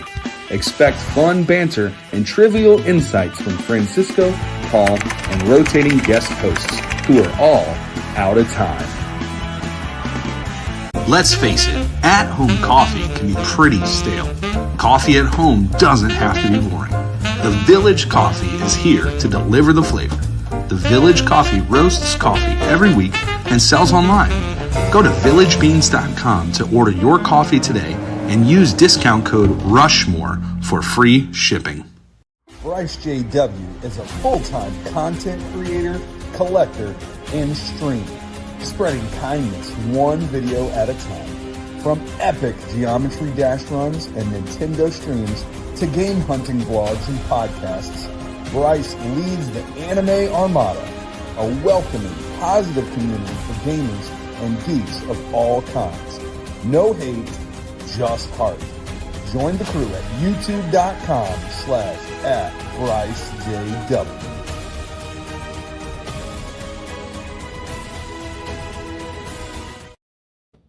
So one other thing I just want to mention, Andy, we do parables of pop culture. And the Louisiana RetroCon 2 conventions ago, which is about a month and some change ago, I preached on this old broken GameCube. And I said that, just like you and I, we can reboot and get restored. This old broken GameCube, my buddy Kevin fixed it. And the door works right. The laser works right. And then he even, wrong door. He even put in like 200 freaking games in there in a card. And I am so excited to play it because this thing hasn't been played in a long time. And that's kind of what Reboot's about, man. Just saying fun stories about nerdy things, and it really does happen. So thanks, Kevin, for that. Kevin was in the chat earlier. There he is. Have you played the GameCube yet? Nope, I haven't. I haven't even plugged it in yet, dude. I've been so busy. It's sitting right here. But, I might actually do that tonight. But hey, one thing I want to mention about Village Coffee real quick. They just came out with some news this week. They are launching their very first brick and mortar coffee shop is happening. So very excited for them. They're doing some big things. They were just at Strawberry Fest this whole past weekend, which is big deal down here. One of the big festivals here in Louisiana. So a lot of big things happening with Village Coffee. Hey, since we're in commercial time real quick, I do want to shout this out because we got new people. Can everybody sometime tonight go to our Instagram and go to the page that me and this other guy's holding a shield and go vote for me when you click the picture? Not on ours. Click the picture and go to the guy Brian's. We're trying to win a contest. Play-Doh. Yeah, his real name's Brian Play-Doh, and it's spelled like French. But I'm not going to win anything except bragging rights. But it's a part of the convention fam. So I mean that's a pretty big deal. It's pretty cool. We're in the final four. It was a Sweet 16, so now I'm in the final four. Go and do that. We need that. Frogman in the house. What's up, yo? Welcome in. True Last Forever. He says, "Foster the People." Great song. Oh, best storytelling songs. Yeah, "Pumped Up Kicks" by Foster the People is a great song. And Barry with Friends Like These, Who Needs Animes. That's our friend Barry. He loves Jesus and he loves to take walks with us on his phone. So go love Barry in his chat. Hey, let's get back into this and finish this mountain. Thanks for hanging out with us and going through our commercials and letting us talk about our friends. But now it's time to talk about storytelling games, or I keep saying games, storytelling songs again. Dylan, you're up. What's number 2, your link? Gonna piggyback. Mariana, I got you, man. It's not a Rushmore, but it's close. Talk about storytelling songs. I want to storytell myself. Paint a picture. Imagine 2:00 in the morning, and you've fallen asleep to the TV still on Nickelodeon, Nick at Night, and you wake up to go get a glass of water, and you hear, "Now this is a story all about how my life got flipped, turned upside down, and I'd like to take a minute to sit right there." How it came to Prince of Bel-Air. The first Prince of Bel-Air theme song, which is also on the album. When it comes to telling a story, everybody and their mama knows every single word to this song. The TV show, it literally is a story. One of my favorite TV shows ever. I could put it on now on any episode and just literally go back to just sitting with my grandpa on the couch late at night, us watching TV together. Right now I'm saying the words in my head and I'm picturing that intro to the show, and it's just, it's ingrained in my head. It's one of my favorite TV shows ever. It's one of my favorite songs ever. So yeah, that's my link. Is you talk about, you can put any episode on that one where Will meets his dad or talks about his dad. Oh yeah, Uncle Phil. Oh yeah. Nobody wants me. Whatever you want me, man. Bro, that might be one of the greatest scenes of all time in the history of TV. But yeah, this is fun. I actually thought about this, and I in my mind, mentally disqualified it because of it being the intro to the movie or the television show, but no other reason that I just wanted some other Will Smith songs to put on there. It's definitely a good song. There's at least two more in my head that I could think of that haven't been mentioned today that might potentially show its head up. But Will Smith or Fresh Prince, as you say, was definitely a great storyteller and great show. Good pick. We've mentioned the show quite a bit on the channel, but yeah, good stuff. I love this one because the storytelling, like it fills you in. Uncle fills you in on everything you need to know before episode 1. Like you now know the whole backstory of everything that happened in song form, right? Which is the best way to learn things. So iconic. It's for sure. It's one of those. We haven't used that in a while. You said iconic. We got a little word. Well, I don't know where they put them anymore. Oh, it's here. All you have to do is say, for some people, you may only have to say the word in, but if you say in West and then they take the rest of it, it's gone. Philadelphia, born and raised on the playground is where I spend most of my days. There it is. You're just going to. It's also nostalgic. Yeah, there's a word. It's another one of our favorite words of all time. Yeah. Great pick though. Great pick. Obviously, Tony, you're a Fresh Prince fan. What's the for this one? Well, sometimes you need the inspiration and know where chilling out, maxing, relaxing, all cool could lead you. And sometimes somebody just went and voted. Good job. Oh, yeah. And I'd like to think that shooting some b-ball outside of the school could eventually lead me to being the prince of a town called Bel Air, and it inspires me to dream. Sometimes you got to tell the cab driver or the Uber driver. Know you later. Yeah. So, we mentioned it with Garth Brooks, the removed verses. There is a longer version of that song that explains about his plane flight in case you think he took a cab from West Philadelphia to Bel Air, California. It ties and sometimes on TV, they would have like the longer version, right? They have that in the intro video. And sometimes you're like, wait, what is this? Yeah. If you've asked a guy to drive you from Pennsylvania to California, yes, he's going to smell by the time you get there. That's just that you got to give him the benefit. Even a little beaded seat cover is not going to protect you from that stank, William. Yeah.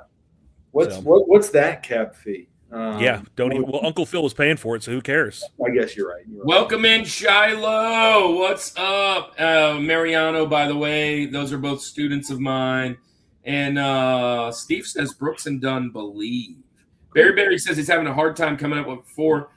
Barry, I have a hard time knowing you for now a couple of years that you don't have some storytelling songs. I think narrowing it to 4 maybe what he's saying. Narrowing it down would be yes.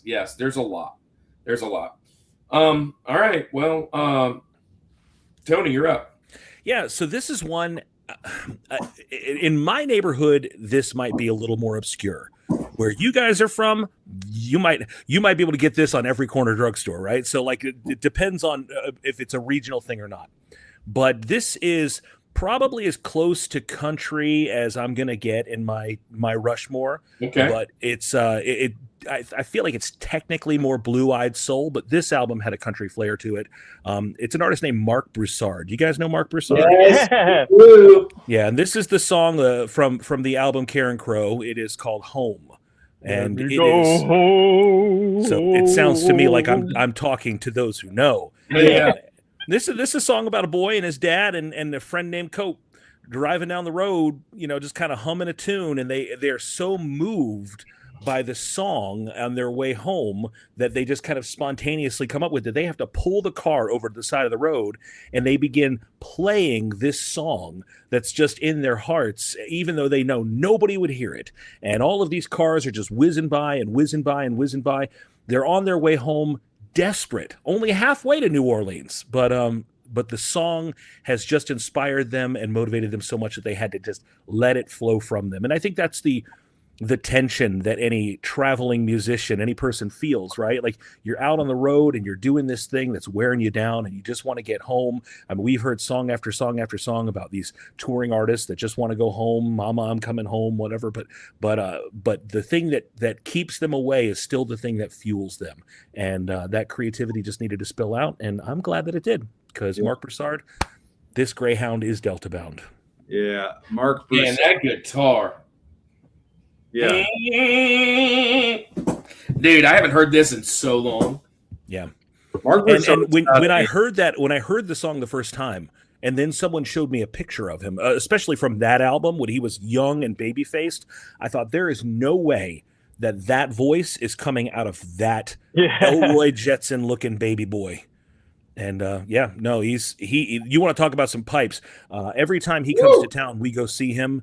And he can sing, and he carries a sick band with him.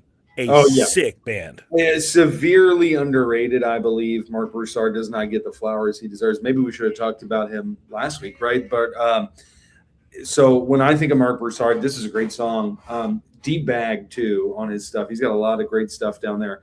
But his cover, and my wife loves this original song, but his cover of that's not what he really looks like now. He looks more like this. Yeah, but that's a little bit more groovy. Yeah. His cover of "Cry to Me" by Solomon Burke is just so good. It's magical. So good. Yeah, he's done a couple albums, the SOS albums, where he does a lot of covers.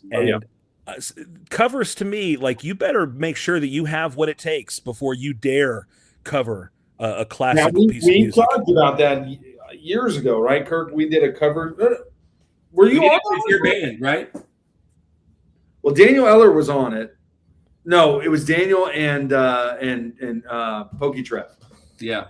Anyway, and that was the thing about covers. Either you've got to do something so off the wall different with it that it makes it almost a new song in a sense, right? Or you better nail it. Mm-hmm. And if you kind of halfway do it, it's just it's forgotten. Yeah.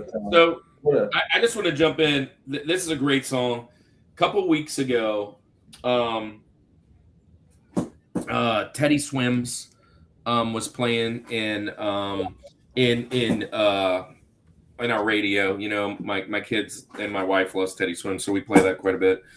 And I said, you know what I love? I love that voice. Like, whatever bravado, whatever you call those things, right? Like, that voice right there is like the top of the top for me. If I hear somebody with some soul, deep, guttural, just whatever, I want to hear it. And I started just like, who sounds like this guy? Mm-hmm. Who sounds like this guy? Yeah. And I just was trying to put a playlist of just those types of voices. Because that, to me, if and I've mentioned this before, I love female artists, but I would much rather listen to a male vocalist like that than anybody on the planet. Anybody. And it's just so good. There's a guy who was on The Voice. He got second. You guys might know him. But we listen to his voice auditions all the time. And I can't think of his name right now. It will come to me in a second. But his voice is just like this, and he looks like it. He was like a high school music teacher, and he looks like, I'm like, there's no way that guy's singing that. No way. And that's what I love about Mark Broussard. I haven't heard this in a while. I'm glad you're bringing the thunder. Just not the thunder rolls. Good stuff, man. Good stuff. And yeah, I wouldn't say this is too country. This is some soul. This is some soul, man. Yeah. Yeah, I love this one. So, Dylan, you're a Mark Broussard fan? Or are we talking? Karen Crow's 45 minutes away from my house. So, any festival or fair or anything around here, he's usually either headlining or he's the guy before the headline or something. So I've seen Mark Broussard a bunch of times. Met him a couple times. Met his band. Really? It's. Every single time it's like, exactly what you're getting yourself into. You are about to get your face melted. For the record, his name is Nicholas David. that guy. Oh no, he's a monster, man. Wow. Bruh, this So good. So good. bruh, oh gosh. He got like second or third, and I then stopped watching The Voice. I was like, there's no way he didn't win. I'm done. I'm done with this. But yeah. I just thought Mark Broussard is going to be in New Orleans in Hey. in case you want to go see him. Win. People, huh? Karen Crow So got me. anyways, I need to talk. We got to talk about the chat. Trinity Savoy is in. It says, yeah. That's my Terry girl. is in. That's my girl. Hey, you want to talk about a singer? That's my girl right there. Oh, so you go. And also, Stevo Supremo 026. You guys were talking about Mark earlier. He said "Trapped in the Drive-Thru" by Weird Al, which is What a funny wonderful cover. because 2 weeks ago, or 3 weeks ago, maybe it just runs together. We did parody songs, and we talked about Weird Al quite a bit. That's Steve-O from the Dirty Godcast. Nice. Welcome in. Well, Steve-O, I'm going to throw you a bone. Trinity, I can't throw you one because you're on the Facebook side, but if you jump on over to the YouTube side, I can send you a bone as well since you are friends of the channel. Thanks for coming in, Steve-O. Good pick. Hopefully you're still hanging around. Man, this is a good pick. This is a great pick. I am so gosh. And who knew the Orlando guy would throw out Mark Broussard? Yeah, man. Yeah, man. And earlier you said Carrico earlier, and I was like, how does he know Carrico? Listen, I've had some hot sauce in my life, baby. Don't limit me to theme parks and second-rate basketball teams. Yeah. Great. Look, Penny Hardaway, Shaq back in the day. Come on. Yeah, well, you just went back 32 years, man. That's how far we have to go back to That's right. talking about Orlando sports. Penny was a beast, bro. He wouldn't have got hurt. Y'all would have had a championship. Y'all would have had a chip. All right. Good pick. Making copies, says Flipper Dude. Wait, how can I get the recording of Dylan throwing me a shout out? Clip it. I will clip one. We will clip it. Clip it. She acts like I don't shout her out every time. We can Get out of here. We can clip it, Trinity. All right. Well, my turn.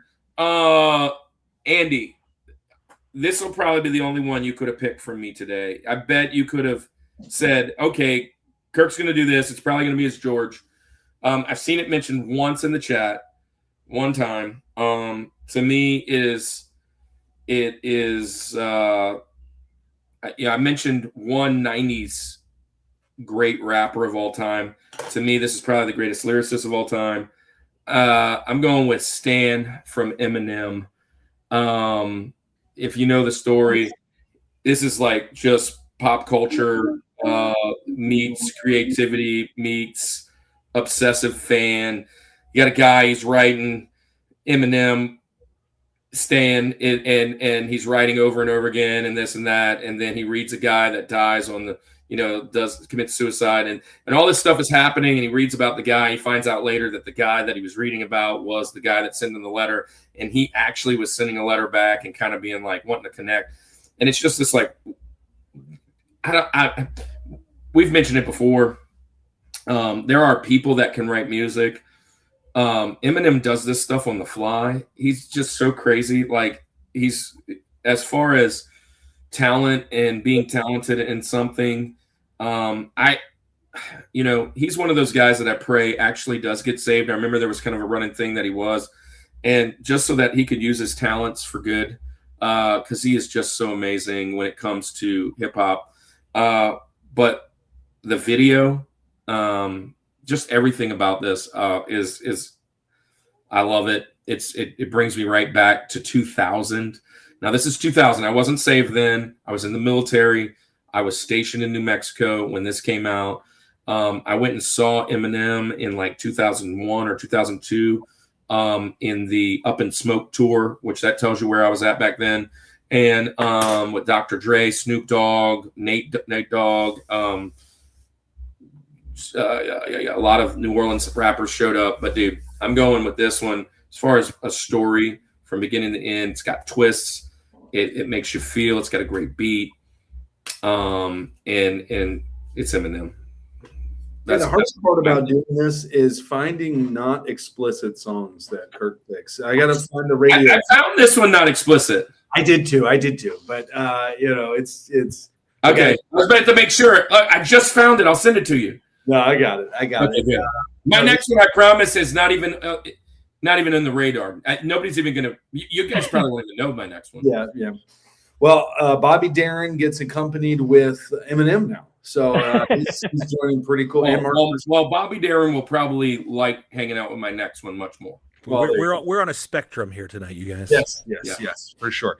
Now this is a good one. I think this is the one that, and honestly, I did not normally think about what songs Kirk picked, and I didn't this time. But if I were to think of it for just half of a second, I think I'd pick this one for him.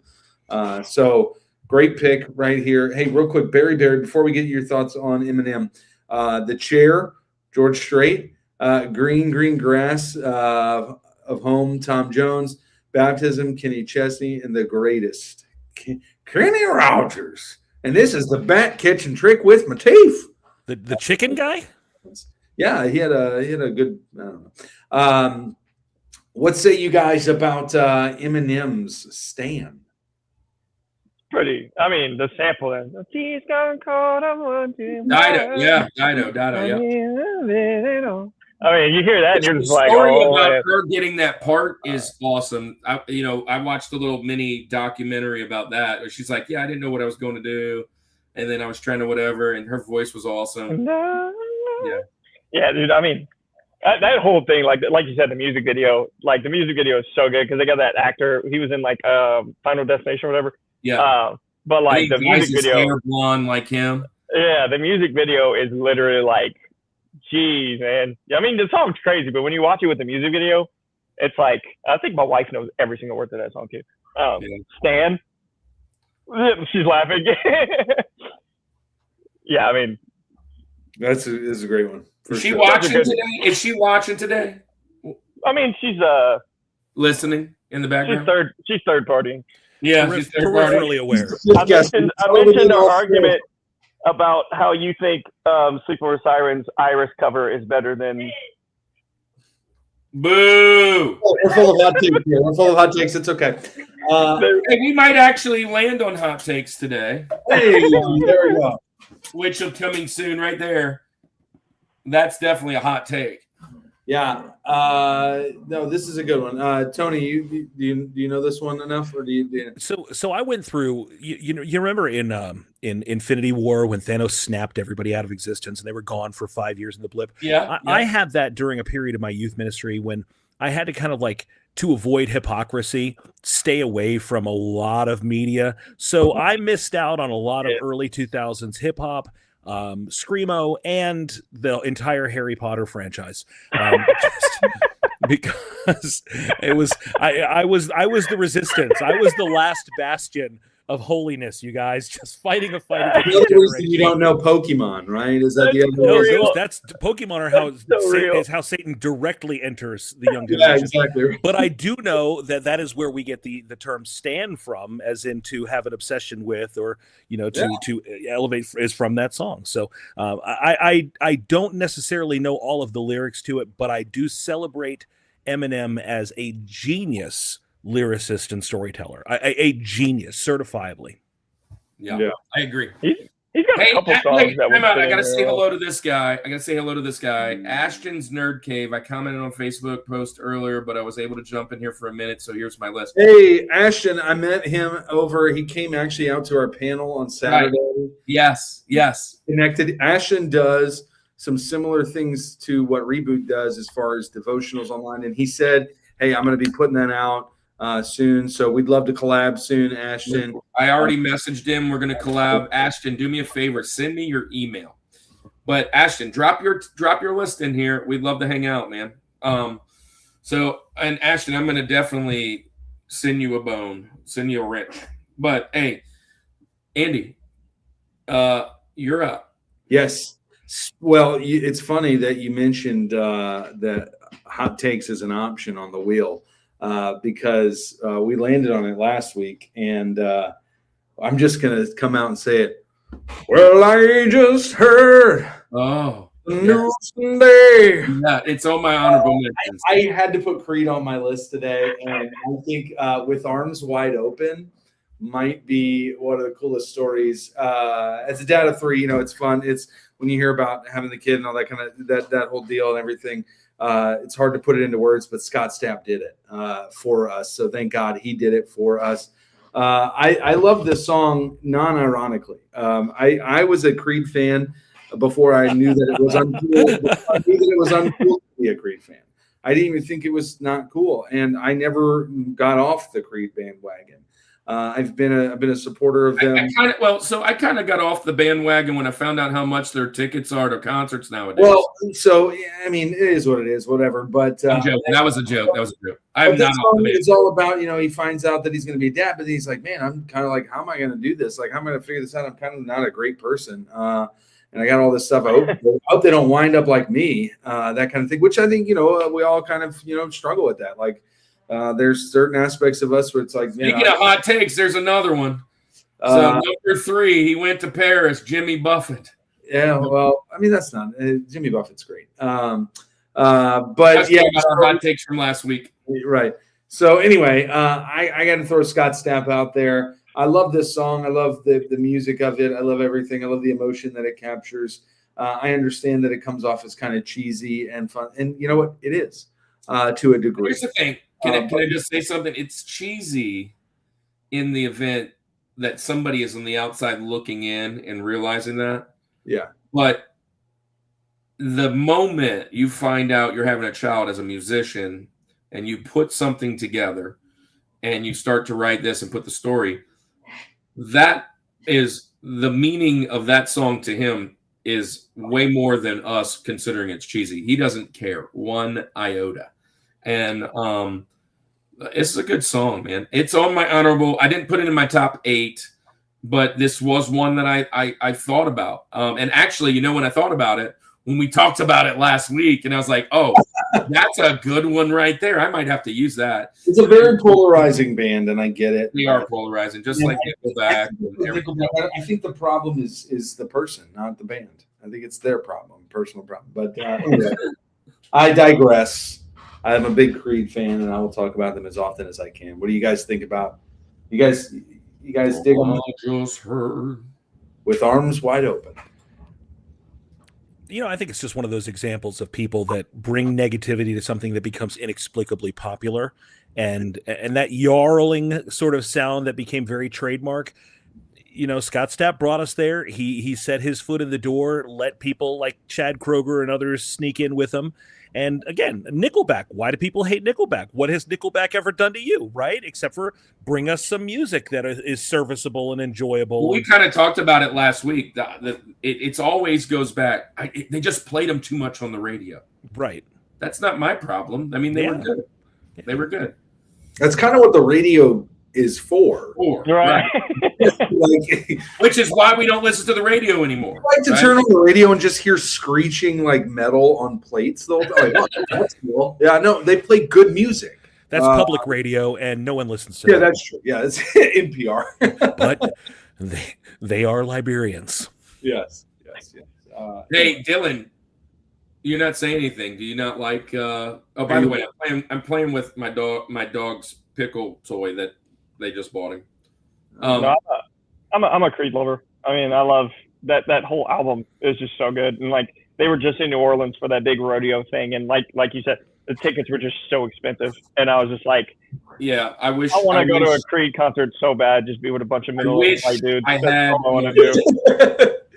I just want to sing those songs with a bunch of Monster Energy White. Yeah. That's just peak. I just want to see a bunch of receding hairlines singing all those songs. Here's the good news, ladies and gentlemen. We made it to the George. We did it. This is a softball pitch for George Strait, but we already used him, Dylan. Are you going a twofer? To George. Or to the George. I am going country. Best storyteller of all time. He's going country. I am going to go country. And this one, I had a couple songs that I really was like, okay, this can easily be number one. But this one, like I said, so I have 3 older sisters. So growing up, my sisters mostly listened to female country artists. So this song originally is from a country female band, the Chicks now. But the version that I am putting as my George is from Cody Johnson. He did a cover of this song and saw him last year perform it. And every time it plays, I love it. I love the story.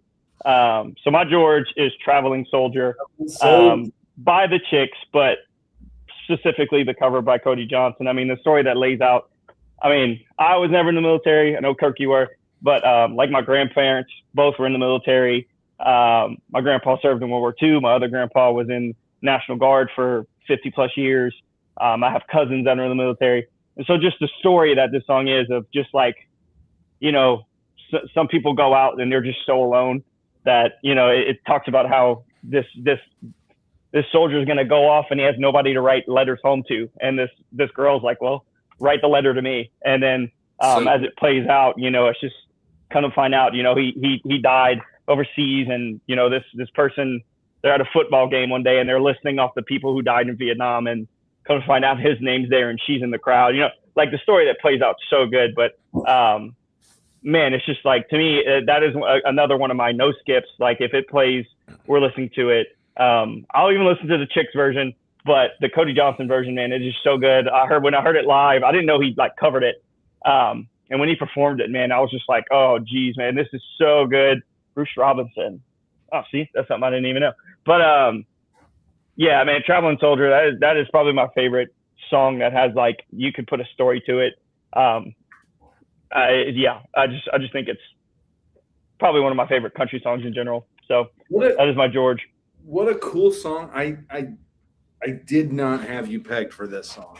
Not in a bad, like, it just totally kind of out of left field as far as that. But I always think of, I don't think I've ever heard the Cody Johnson version until just now. But I mean, I gotta listen to Cody right so now. Good. The Dixie Chicks version. I'm going to continue to call them the Dixie Chicks. I don't want to get canceled. Well, it's fine. They can cancel me. It's just out of habit saying that. Like, it's just weird. Anyway, they have quite a few songs that are good story songs by them. Earl is a great one. Yeah, I know. But This is good, bro. This is good. That is a great song. I have to listen to Cody's version of it. It's so good. I mean, I've heard the Chicks, Dixie like Chicks. I said earlier, when it comes to covers, like you either have to knock it out the park, and this is. Well, so what I was going to say is I've heard the Chicks version. I did think the Chicks was the original one, Dixie Chicks, whatever. But have you heard Aaron Lewis's version? I have, yeah. I like his too.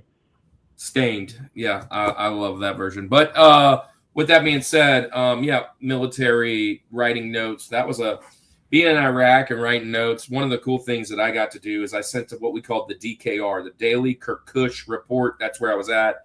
And every day I would at least send like 2 or 3 lines of an email. And I had 100 people in my email because that was all that Yahoo back then would allow you to send to. So I had my list of 100, and then people were like, let me get in that list. And I'm like, have them forward it to you. I can only send it to 100.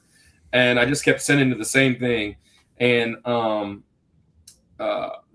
basically told my whole story. I wish I had all of those still. I can't find them. Like if I could have all of the days there and just combine them into one like memoir, it would be amazing.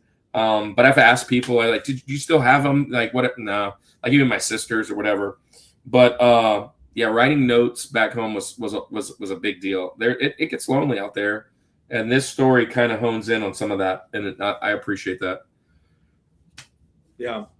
What about you, Tony? I know we're going more country here, but I feel like every time Dylan speaks, I get more and more depressed. Somebody get this guy some happy music. Yeah, I got a happy one for you. When it's my turn. Yeah. All right, so I don't want to cheat here. I have 2, and I don't know which way to go. Oh, wait, hold on 1 second, real quick. Yeah. I don't know that title by any stretch of the imagination, but I'm imagining this as a student of mine. Hi, Mr. P. Say who you are. Announce yourself, and say hello. And and then I'll shout you out. But yeah, go ahead, Tony.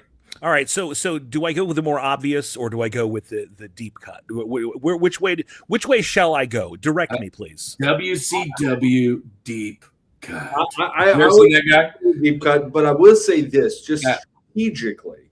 Yeah, strategically, I would go at your top. A deep cut's probably going to be safe in the Benjamins. Is going to be safe in the Benjamins. Okay, all right. So then I'm going to go with the obvious one. I'm going to take the low hanging fruit here. Go for it. For George, I don't have any George Strait, but I do have The Devil Went Down to Georgia. Yeah, because it is the most epic modern day mythological Neil Gaiman American Gods level epic story about the devil coming to Georgia, bringing a challenge, attempting to steal a man's soul, but he did not know the tree that he was barking up was old Johnny, the fiddle playing boy, and Johnny knew exactly what he had in the tank, and he just took that devil's deal. He played himself a little bit of fiddle, and the devil went home with his tail tucked in between his legs because fire on the mountain, run, boy, run. Devil's in the house of the rising sun. And yeah, chicken and bread box picking out dough. Granted, does your dog bite? No, child, no. So yeah, so you know, that's it's just a great story. It takes you to this setting. You can see the ground open up and the forces of hell coming in, playing that band as that devil, you know, kind of squeals the fiddle and plays that really, you know, satanic, dark, demonic. But Johnny doesn't even care. He doesn't even flex. He just, you know, all right, this is what you got. You wanted this. You came looking for this. I didn't come looking for you. And he tears it up, and he even challenged, because you know when you can smack talk, when you can cut a promo after you've done slap the devil, right? And he's like, hey, what else you got? You got another golden fiddle down there? You come back if you want to try again, because I'm the best that's ever been, right? Like, if you get a chance to cuss the devil to his face, you have done right. So I believe that Johnny was not only a fiddle player, but he must have been saved, sanctified, and filled with the Holy Ghost, because he walked out of that thing with his head held high. So Ashton says that, and I don't know if it's technically the devil's part of the song, but when they come in and that do do do do do do do do do, that bass line comes in, I'm like, oh snap! That little section there is fantastic. Hey, Daphne, how's it going? Daphne, is this your other account, or are you somebody different than the person that posted that up there? Anyways, hello, Daphne. Welcome in. This is but it was a fiddle contest. It wasn't a fiddle and whatever demons you can accompany. You know, right? it was a fiddle contest. And, you know, he didn't play by the rules, right? He doesn't play. The devil never does. Here's a funny thing. I saw almost a nerd in the word on The Devil Went Down to Georgia. It was like a guy that used it as a parable, or you know, in his sermon, and he was like, "Little did Johnny know, he still lost this bet." And man, I was like, "Well, that just went deep," because just like you guys on the panel all know, whenever you deal with the devil, whether you sell your soul or not, you're looking for trouble. But I love this song. I love a good fiddle, by the way. I love a freaking fiddle. By the way, one of my favorite parts of the Shania Twain concert was that they had 4 fiddles at each corner of the thing, and it was in the center, and they were all like dueling against each other. I was like, bro, they had 0 fiddles, because a fiddle is not an instrument. Right. It's a violin. Fiddling is a way to play the violin. Which is which I'm sure Courtney is in your ear for that, right? He's told me that. I am the guy who's going to uphold that terminology. Because, by the way, Courtney, his wife, is a professional violinist. Sick. So she played it in college. And I don't know if you know this, but faddle is caramel covered popcorn. So, you know, I'm sorry. I mean, I know a thing or two about it. Dude, too. My mom loved the little fiddle faddle. I will say this: the Goldbergs, the scene in the Goldbergs where he says, "I got all fiddle, no faddle. I got all fiddle, no faddle." Hey, Flipper Dude says Marty Robbins, El Paso, which has been mentioned like 3 times in the chat. So that's awesome. With a Mexican girl. Yeah, that's a good one. Hey, now y'all did parody songs. I watched that episode where y'all talked some parodies. There is a Christian parody band called Apologetics. Yeah, so that was brought up in our chat. Right. Okay. And they're amazing. We were all talking back and forth. They're like, y'all don't know Apologetics? And we're like, yeah, we know. But yeah, one of their best covers is of Devil Went Down to Georgia, and it's called The Devil Went Down to Jordan, and it's the story of Jesus being tempted in the wilderness. Yeah. And it's Devil Went Down to Jordan. He was looking for a soul to steal, and he was in a bind because Jesus came to find people willing to make it real. And he came across the Son of Man, saw him in the desert praying to God, and he jumped upon his chance to tempt him, said, "Boy, let me tell you, it's hot. I bet you'd never show it, but I can tell you're craving food. And kid, I'm scared this desert air might get the best of you. So you ain't been eating your victuals, boy, but now your dinner's due. So if you really got Son, then turn these stones to bread, and I'll butter them for you." Hey, there you go. Yeah, it's good stuff, man. It's fire. While we were listening to Eminem, Tony right. was listening to Apologetics. That's right. Yeah. Oh man. 2000s youth pastor of you. Yeah, I love it. I love it. sorry. I love it. I love it. So we were talking in But our Creed chat. snuck in there, right? So Yeah, Creed was good. He was bridged okay, the gap, right? Creed was good. Fair game there. Love that. Love that though. Yeah, Devil not to mention, like, for my gamers, Guitar Hero 3, the final song, you gotta play that song. And I remember trying to beat the whole game in one night, 3 a.m, and like you can barely stay awake, and you're like, oh, what's the final song gonna be? And it's like Devil Down to Georgia. You're like, uh-oh, you know? Mm-hmm. Yeah. Still better than Through the Fire and the Flame. Yeah. There you go. Hot take. Good hot take. Still better to play. Still better to play. Okay. No carpal tunnel. I commented on Facebook. Oh wait. Oh, never mind. Something else. I moved up a little bit for a reason. It's my turn. Hey, my George. No, it doesn't really relate to George at all. But maybe George. Never mind. George. Mine was actually mentioned in the chat, and I am shocked. When I saw it, I almost was like, no way. And right when I saw it, I had just said, none of y'all are going to have it. But, and then you guys even cracked a little joke about it. But Berry, number 4, the greatest, Kenny Rogers. Wow. Is my number 1 song storytelling of all time. Now, here's the thing. If you don't know me, my favorite thing to do is play baseball. And that's what the greatest is about. And if you've ever heard this song, what is amazing, it says, and I got it here because I wanted to say it. It says, Berry, congratulations for picking that one out. Says, little boy in a baseball hat stands in the field with his ball and bat. Says, I am the greatest player of them all, but put his bat on his shoulder and he tosses up the ball. So you have to understand what he's doing is he's standing in the yard, he's throwing up the ball, and he's trying to hit the ball. He's a little kid trying to learn how to play baseball. And this story goes on that he does this 3 times. And every time he listens to the crowd, and the crowd's cheering him on. First strike 1, then strike 2. Then he goes to throw it up, and you think he's going to just smack the home run, and he strikes out.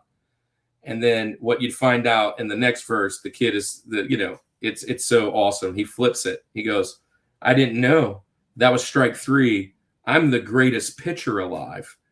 And he goes on to tell himself, I am so great because that he wasn't the guy hitting. He was actually the guy pitching. And this goes back. This is a dad moment, not just for me and my dad, but me being a dad. My kids both play baseball. Well, all my kids have played baseball or softball. Matter of fact, shout out to my daughter, and Steve, you're in the chat. She's still uncommitted. She is a junior, and she's trying to get on D1. And the new rankings came out today, Steve. I say Steve because his daughter played D1 ball.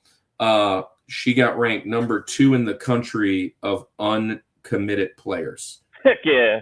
And man, it has been totally humbling, this whole process. But with that being said, every time I hear this song, I get choked up. I think about my dad. I had practice yesterday with my son. I got practice again tomorrow. We got a tournament this weekend.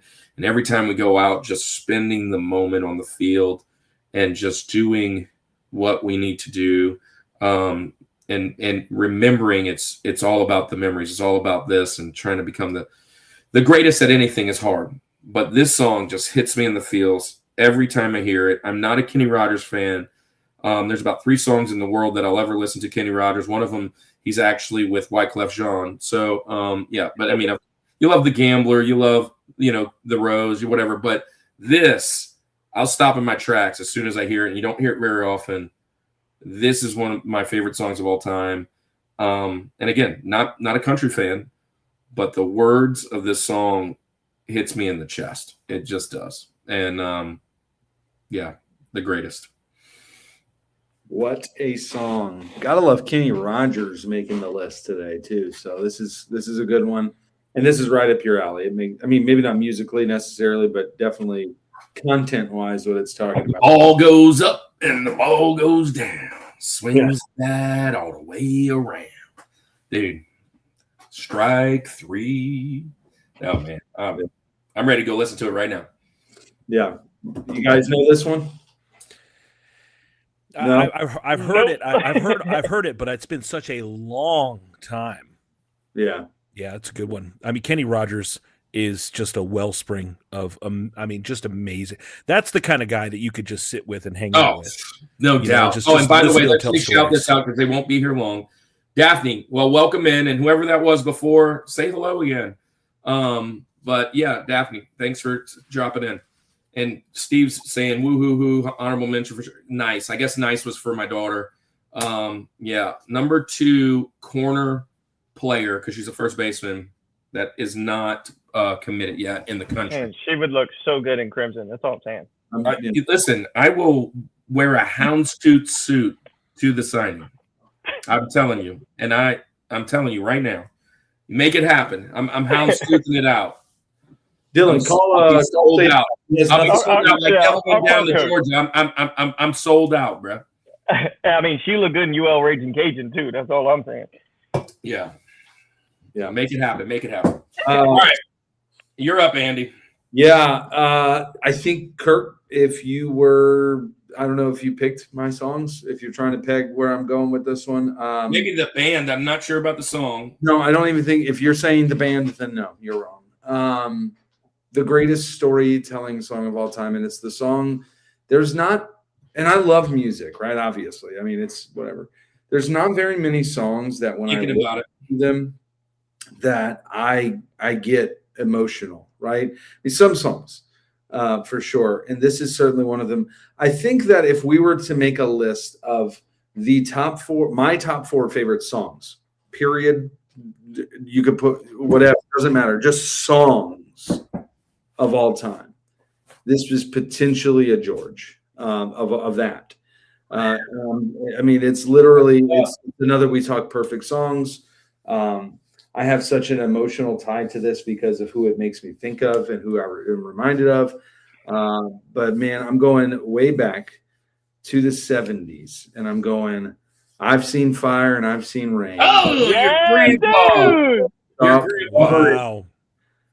Seen lonely times where I could not find a friend, but I always thought that I'd see you again. I mean, what a song. You got it on your back, dude. It's literally tattooed on my body. I have it's James Taylor as an artist, brings me back to my grandpa. Was a big James Taylor guy. And I was just listening to James Taylor today. I think I could have made this 4 James Taylor songs. He's one of the best. Yeah, absolutely. Carolina on My Mind is just a veteran move. Yeah, you notice that, huh? But Fire and Rain, I couldn't get past that one. It's one of those things. I've seen all this stuff. I've seen crazy things happen. I've seen all this, but there would never be a time where I didn't think that I would see that person, right? And he's writing it about his friend and stuff like that. And there's a ton of that goes into this song, but man, just the emotion of this song. Again, how the music, very simple music, an acoustic guitar, and so not a ton going on, but I mean, it just is so perfect in that song. And then also bonus points for the fact that it's in one of the greatest movies of all time, in Remember the Titans, and that's. Yeah, I was about to say it just makes me think of Remember the Titans for sure. Yeah, so I'm going Fire and Rain. Like I said, if I've got a tattoo of it on my body, I think it's probably pretty impactful for me. But yeah, we're going with James Taylor to end it out today. Yeah. So good. And I love the story kind of behind this story, right? That he wrote that, if I'm not mistaken, when he was like in rehab. In rehab. Mhm. Yeah, yeah. It's powerful because he's not just using poetry. I mean, he's opening up his vein and letting the song flow out, like it's directly from his heart. Andy, what size shirt do you wear? Well, now he wears a medium. I wear a large. He used to be in a triple slarge. Yeah, now he's in a medium. He's shed a few lbs lately. Just so you know, for real purposes, I wear a large. just so you know, to answer your question, it's a large. Yeah. I need to be back in a large. I want to get a large. Large Marge said. I'm too busy taking large colas now that Dylan can't drink them. So Yep, that's right. Yeah. Anyway, that's where I'm on my list. James Taylor. great list. Let's do the honorable mentions. Let's do this. We call it, ladies and gentlemen, we call it All About the Benjamins because there he is. Right. Well, I got to point backwards. No way. What happened? He's Oh, got that's cool. I got a James Taylor concert shirt I will send you. What? Come on, dude. What? You got a Kenny Rogers one too? Hi. hey. So, yeah. Hi. You don't have a it's Dixie me. Chicks one? Who's me? Who's me? That's a vintage. If it's Yeah. still- Who's me? Who's me? Oh, so by the way, I usually take our top four and make a little Mount Rushmore. So Kenny Rogers, James Taylor, Charlie Daniels. Charlie Daniels, and What about who'd you go with? Dylan. I think it was the Dixie Chicks, right? The Dixie, no, Cody Johnson. Cody but- Johnson. Cody Johnson? Yeah, so that's going to be on our mountain this time for when you guys are looking for this Spotify list. I just thought of one actually the night Santa went crazy. I've got a really rare striper shirt, he said. That's awesome.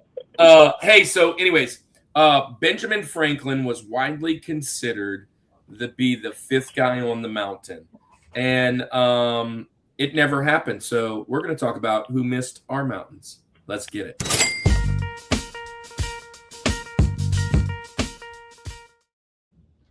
Now this is a little bit more rapid fire. Not a whole lot of story to go, even though we're telling stories. If you got a good story, make sure you drop it. But this goes a little quicker than the average bear. It's the same order for the first round, but then it goes backwards a second, forward, backwards. So Dylan, you got first pick and last pick. And Andy's got two back-to-back picks. Me and you, Tony, we're hanging out in the middle. Now, here's the catch. We can't mention anything that's already been mentioned on the show. So we didn't crush more at all. So we're going to have on this list, we're going to have 32 songs because we can't match any. So Dylan, you're first. What just missed your mountain? Country song, obviously. Yeah. From probably one of my other favorite country artists, Randy Travis. Oh, 3 Wooden Crosses. oh my gosh. Ooh. Banger. Yeah. It's a personal one too. I have some friends, three friends that lost their lives to a drunk driver, and so I have a friend who rewrote the lyrics to make it towards that story. But I mean, 3 Wooden Cross by Randy Travis. I mean, it is. Hey, let me just Talk say about the getting greatest saved, stories baby. are even better when you just feel them with a story that you're connected to. So that's awesome. All right, man, that's a good one. Tony, what's your first honorable mention that we missed? Yeah, man, beloved by every Christian youth group from the 1990s. Striper? He'll send you a shirt. Absolutely, Striper, and I'm gonna need you to stretch that shirt out before you send it. No, there's only one man, and I could have picked anything from his catalog because he is the master storyteller who could take the gospel, the cross of Jesus Christ, his death, burial, and resurrection, and somehow fuse that with a Rocky Balboa-like narrative. I'm talking about The Champion by Carmen! What? Bastard dog! Man, we had a Carmen sighting, Andy. Hey, so I'm sure there was a human video to that somewhere. Yeah, Dude, it was in Tony's youth group. that's oh right. my gosh. I have the VHS tape. I'll send it. Tony, our lead pastor. So I had just got saved, never heard of Carmen before in my life. Like, what are you talking about? I'm in my mid-30s. You know, I'm a guy that listened to New Orleans rap, Eminem, new metal, whatever. Like I'm just like, and I come in and he's like, all right, hey guys, I've been wanting to do this forever. We're gonna have, it's a dream. We're gonna have Carmen here. And I'm like, Electra? Who?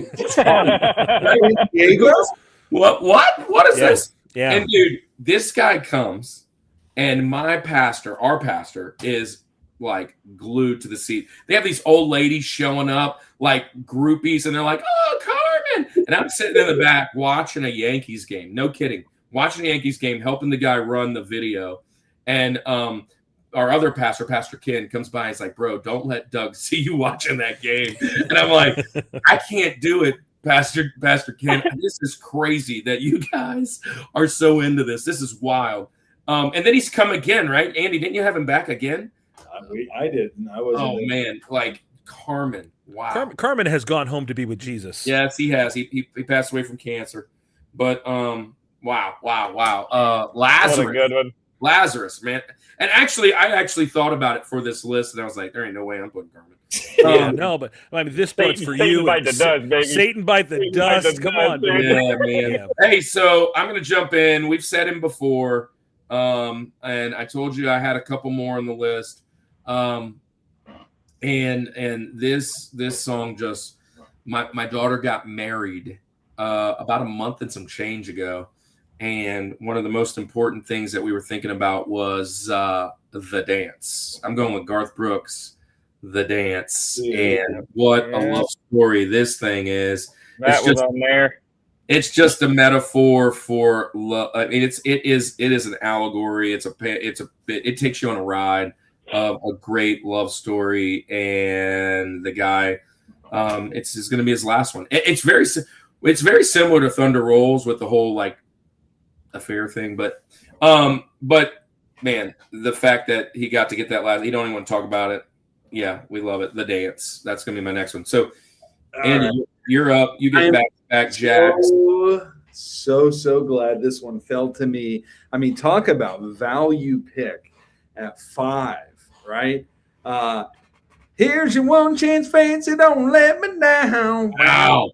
My wife and her best friend, we'd always go singing karaoke, and this was their number one song to play. Yeah. Gotta be. Yeah. Yeah. This crazy story of like how to get out of poverty. You see, just a wild story here. But yeah, I have to go with that one. Just great storytelling song, just a great song overall.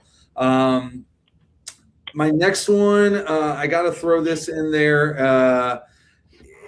I just got to do this. Is kind of a throwback to me to 10th grade. I remember in my English class, I remember this assignment we got where we, our English teacher allowed us to, we had to pick a song and we had to kind of talk about the story of the song and whatever. It was a really cool assignment. And I didn't pick this song because she used this as an example, but what a great one. And she's buying a stairway to heaven. Ooh. Stairway to heaven, man. Come on, we gotta get the lead out, man. Yeah.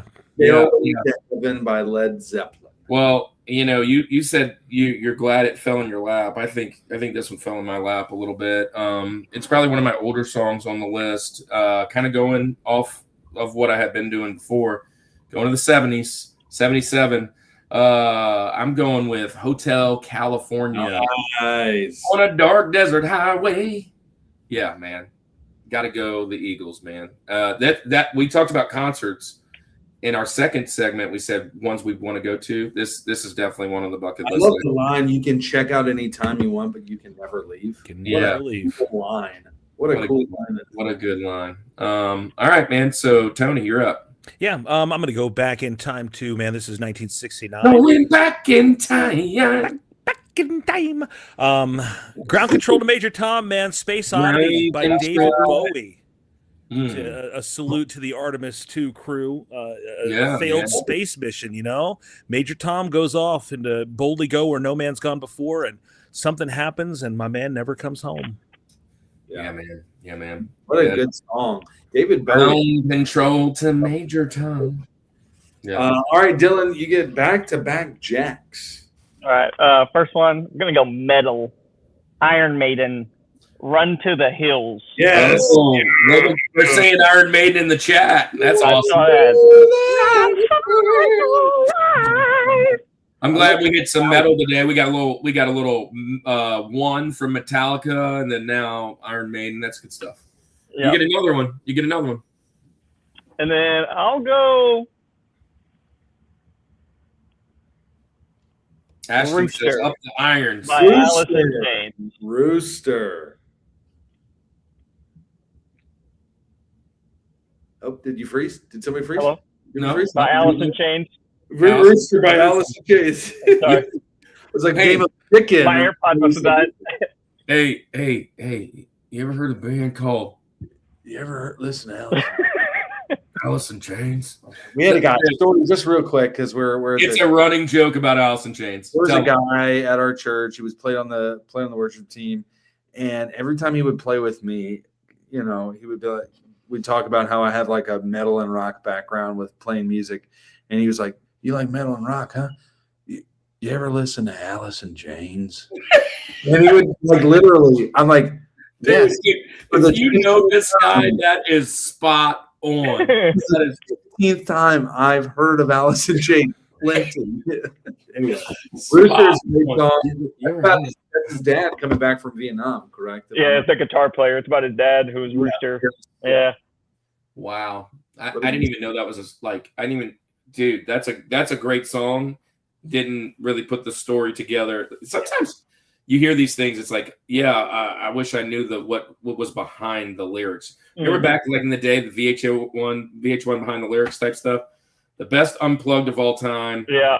It's at least on the mountain for That was sure. right before Lane died, I believe. Yeah. Yeah, it's definitely on the mountain. For I mean, sure. what a song to just scream out in your truck. Yeah. I will say, I don't know if it's necessarily a storytelling song, other than like it's a self-telling song. But speaking of that unplugged nutshell, I mean, we want to talk about one of the greatest songs. Anyway, Alice in Chains is freaking awesome. All right, Tony, you're up, man. Got We're one almost left or done two. with this. One or two. you get one. You get one. No. Well, you're gonna have two Down more, three.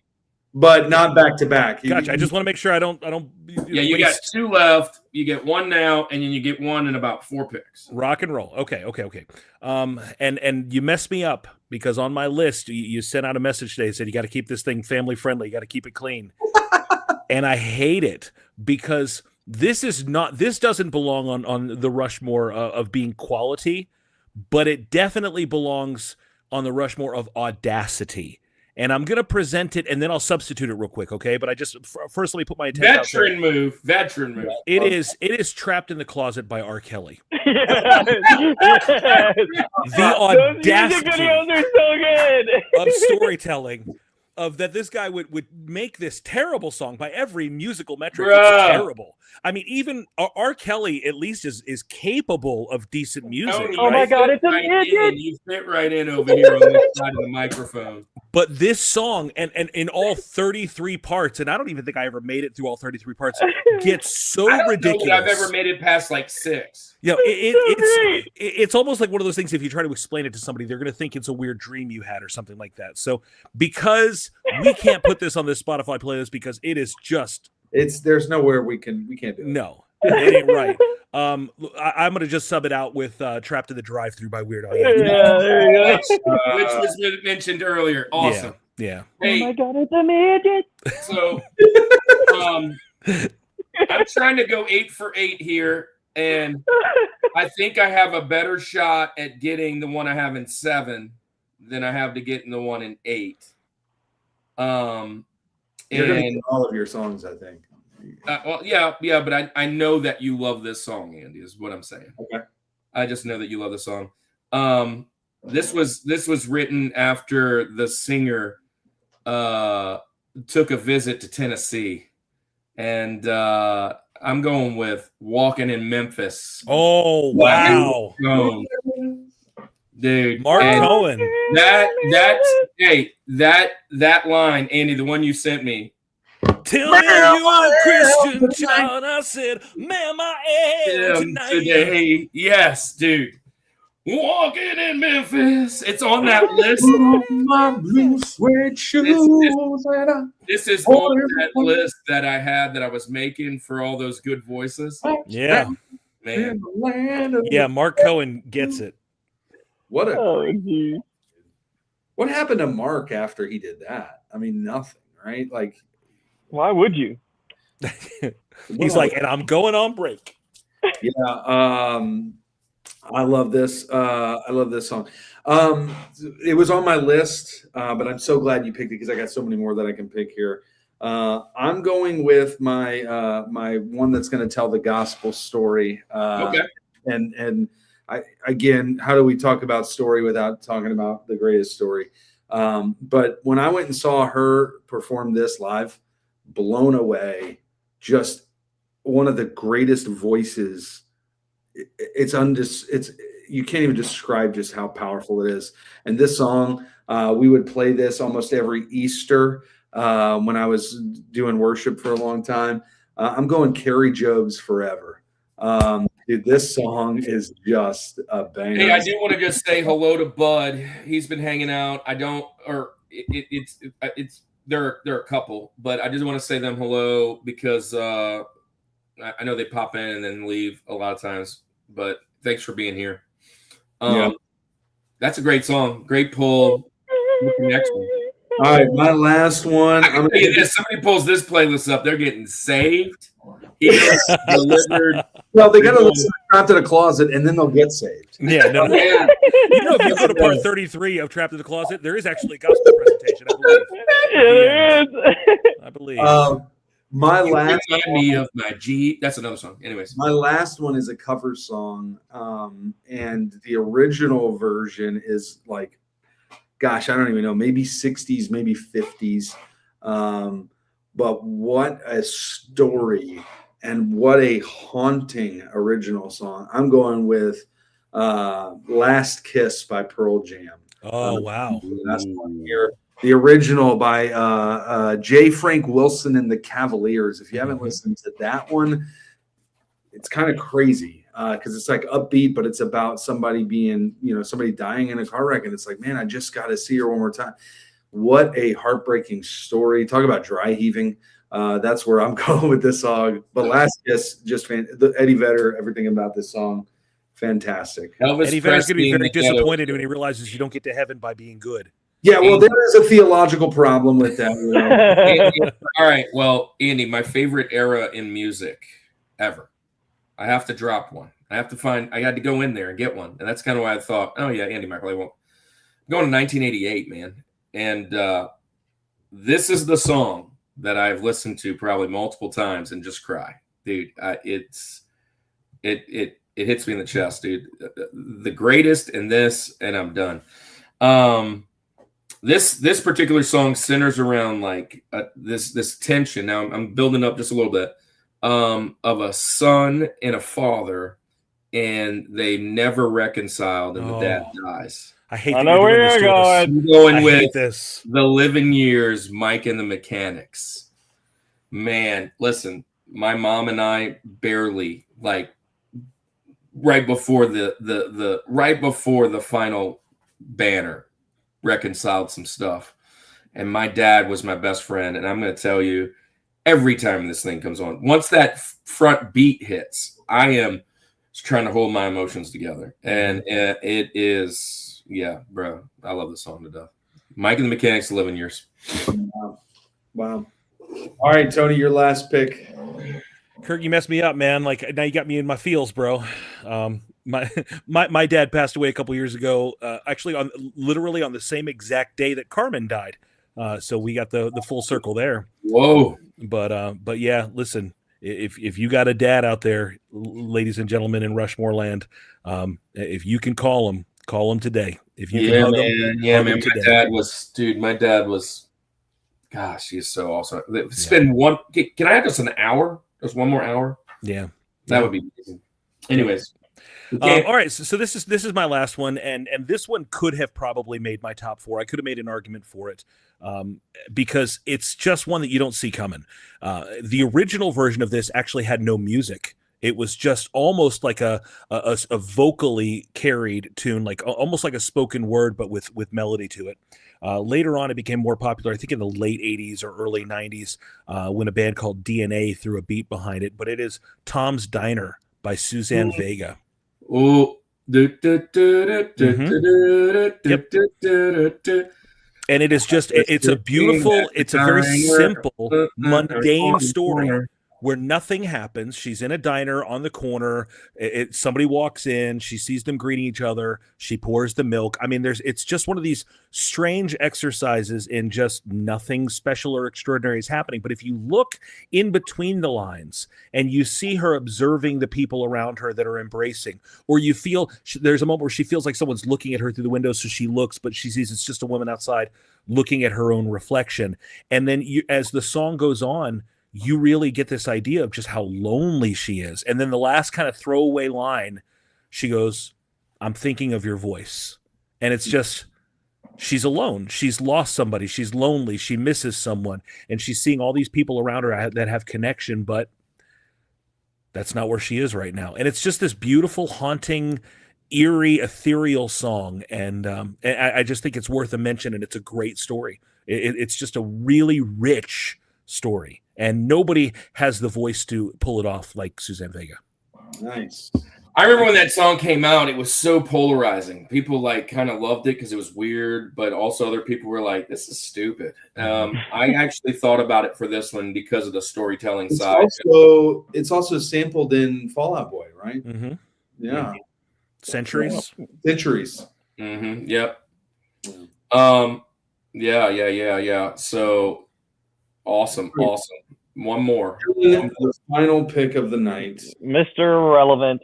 I'm going with a song that is a one-hit wonder and has just got a resurgence thanks to the TikTok. I'm going Teenage Dirtbag by Weedus. What?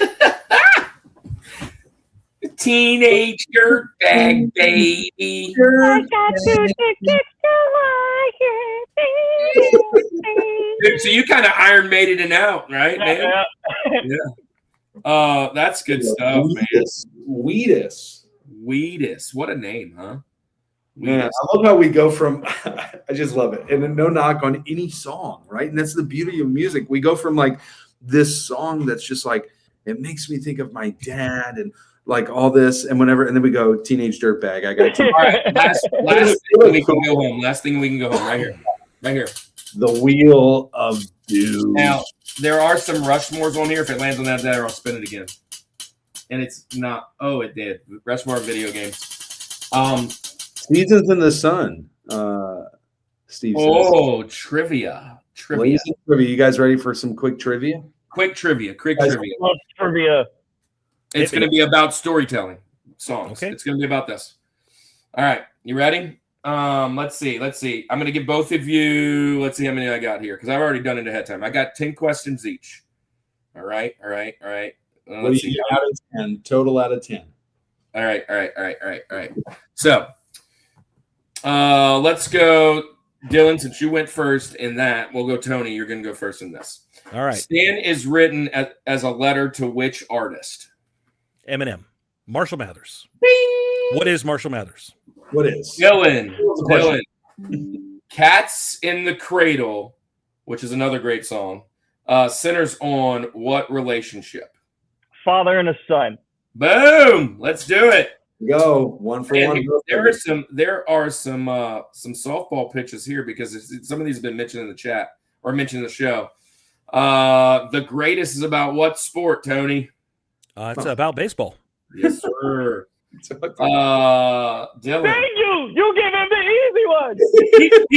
Keep up, anonymous. You know what? Even if I didn't know the answer to that, I feel like it'd be safe to guess baseball. I will say this.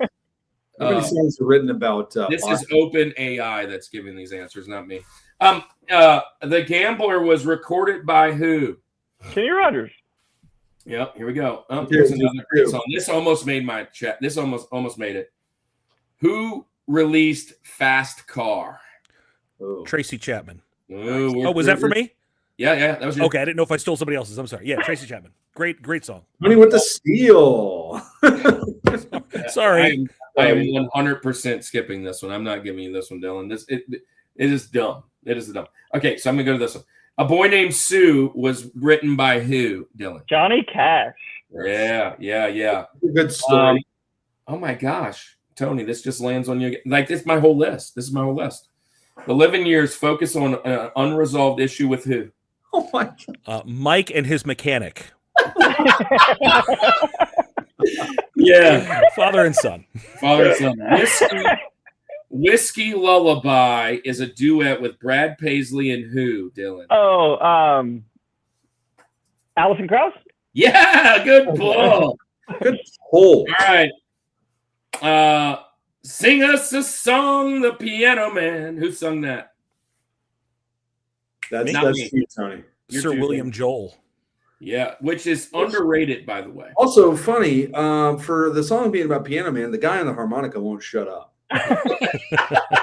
No, this ain't even about you. This is about Piano Man. Why are we? Gosh, I'm gonna. The next set. I need 11 more now. I need 11 more because these 10 are just too easy. A little harder, please. Now we're moving to the little bit more. Well, we do for fair reason. Well, you have to give Dylan one more softball pitch. Yeah. So here's a softball one for you, Dylan. I hope I don't whiff. Don't whiff. I want to Yeah, give me the dumb one. All right. I'm scrolling back up. All right, here we are. All right, here we go. Here's a softball for you. Ready? Swing. You'll be the greatest ever play. Fancy tells a story made famous by who? Reba. All right, so we're 5 for 5, both of y'all. Hopefully this will get better. Single mom who works 2 jobs. Yeah. No. Funny story about Reba, real quick, while we're loading these other questions. One of my students in youth was hanging out here one day, and a Reba McEntire song came on. She said, "Reba was a singer." Oh, because of the God. show. Masters landed in my pants. Yeah. All right, here we go. Hey, holy ravioli! I feel like I like this group already. 10 seconds in, welcome. Thank you for hopping in. We are the Rush. Yeah, man. Well, holy Coming on ravioli. the our show right now, All right, but here we go. for hopping in. All right, we're a little harder now. Here we go. Here we go. Back to Tony, Tony. you're up. All right. The Wreck of Edmund Fitzgerald by Gordon Lightfoot tells the story of the sinking of a ship on which Great Lake? Erie, Michigan, Superior, or Ontario? I I'm gonna go Ontario because it's Gordon Lightfoot. It may be right, but this is telling me it's Superior. Oh well, I didn't know. I've never heard that song before. So. All right, there's the I first. saw it in the Google searches. Which storytelling song includes characters Brenda and Eddie? Scenes from an Italian Restaurant, Piano Man by Billy Joel, Piano Man by Billy Joel, American Pie by Don McLean, or Taxi by Harry Chapin? A, B, C, or D? A is right. Oh, nice. Scenes from an Italian Restaurant. You take the lead. Luca by Suzanne Vega. Yeah. Is told from the perspective of a child dealing with what issue? Bullying at home, abuse at home, poverty, or divorce? Abuse. Abuse is correct. Which song ends with the father becoming like the son, Cats in the Cradle by Harry Chapin? That doesn't make any sense. The Cats in the Cradle by Harry Chapin. Gives the answer. Here, Brenda's Got a Baby by Tupac focuses primarily on what? Fame and money, teen pregnancy, gang rivalry, or school violence? I'm going to guess teen pregnancy. It is. You would think so, but it's actually gang violence. It is both, kind of. Do you know that song? She gets. No. She's a mentally handicapped lady girl with like no family. She like sells herself. She gets pregnant. She kind of self has the baby and kind of tries to abort it and throws it away, and the baby's found later. It's actually a true story that Tupac saw and wrote a song on it. So now you feel bad about laughing, Dylan. Which storytelling song centers around the man returning to see the old love after years apart in a vehicle? Fast car, taxi, the gambler, or operator? Taxi. Yeah, it said the taxi. In a taxi. I'm like, come on. So earlier the one that I skipped said, what state did the night the lights went out in Georgia happen? That's the one I skipped. New Mexico. Here it is. The night went out in Georgia. Who is falsely blamed? The sister, the husband, the narrator's brother, or the sheriff? The sheriff. The hung and dancing man. Is it the sheriff? Because it says the narrator's brother. I have no idea. The narrator's brother. Okay. Well, you said it so confidently. I was like, maybe it's wrong. Because the lights were out, we'll never know. Which song is widely interpreted as an allegorical story about the music industry? Hotel California, The Dance, Fast Car, or Coward of the Country? Coward of the County. Hotel California. It is. All right. So this is the last one. I think y'all are tied. Right? I think y'all are both missed one. Uneasy Rider by Charlie Daniels mainly describes a war veteran's return home, a tense roadside encounter, a prison escape, or a failed marriage. Failed marriage? I don't know. It's veteran returning home. Roadside encounter. Actually, see, we were both. Dylan, I've it's a never pleasure had that to tie you in this. For the win. For the win. game. But Pete and Repeat were on a boat. Pete fell off, and who's left? Repeat. Pete went on a repeat. We're on a boat. He's about to do it again. All right. I was waiting for it. Yeah. Which storytelling song features a son named his father? There it is. Which storytelling song features a son naming his father's life's mistakes after his death? A, The Living Years. B, A Boy Named Sue. C, The Walk. Or D, Papa Was a Rolling Stone. Wow, I'm gonna guess here and say C. It has it as Papa is a Rolling Stone. Y'all tie. Yeah. All right. Oh, tie. Well, look, man, that's been fun. It was a fun time. Hit that thumbs up. Yeah, absolutely. Hit that thumbs up. Holy Ravioli, thanks for coming in. Let me send you this real quick, and then we're time to head out. We call you the Summers.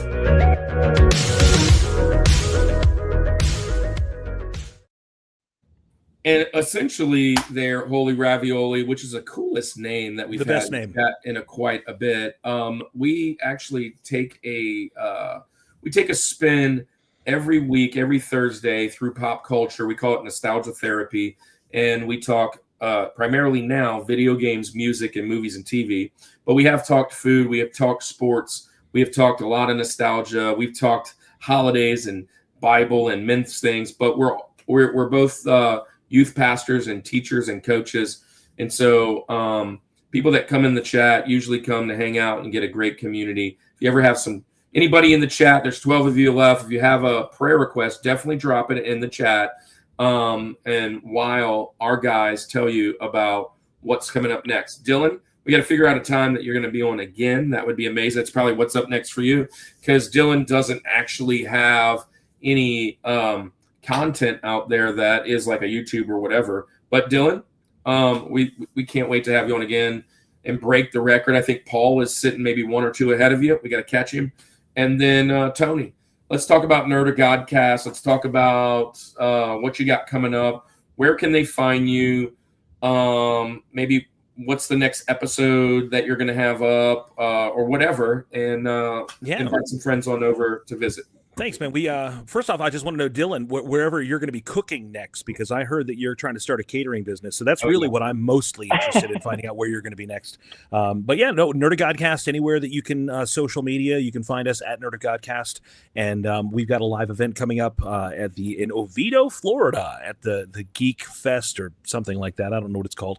Our first time being out there. We're going to be at Ancient CityCon in St. Augustine, Florida this fall. We're actually taking a little time off this summer from some things, but every single month at our church, we have an in real life meetup called Nerd Night. It is the last Friday night of every month at View Church in Longwood, Florida. You can find out more at weareview.com and just hang out with us at the Nerd of Godcast. We love creating community and hanging out with all the people that like to geek out and give glory to God. And it's been a real treat hanging out with you guys tonight here at the Rushmore. It's been a fun time. Hey, real quick, I'd like to pray. Holy Ravioli is asking for some prayers in the chat. Anybody else got prayers? Drop those in. We'll do those too. Like never make it to shore, just exhausting, been treading water. So Holy Ravioli, I don't know who you are, I don't know your name, so I'll pray for you just generally, but God knows who it is. Father, we just come to you right now, Lord. Pray for this person, Holy Ravioli, who is in this place right now, Lord God.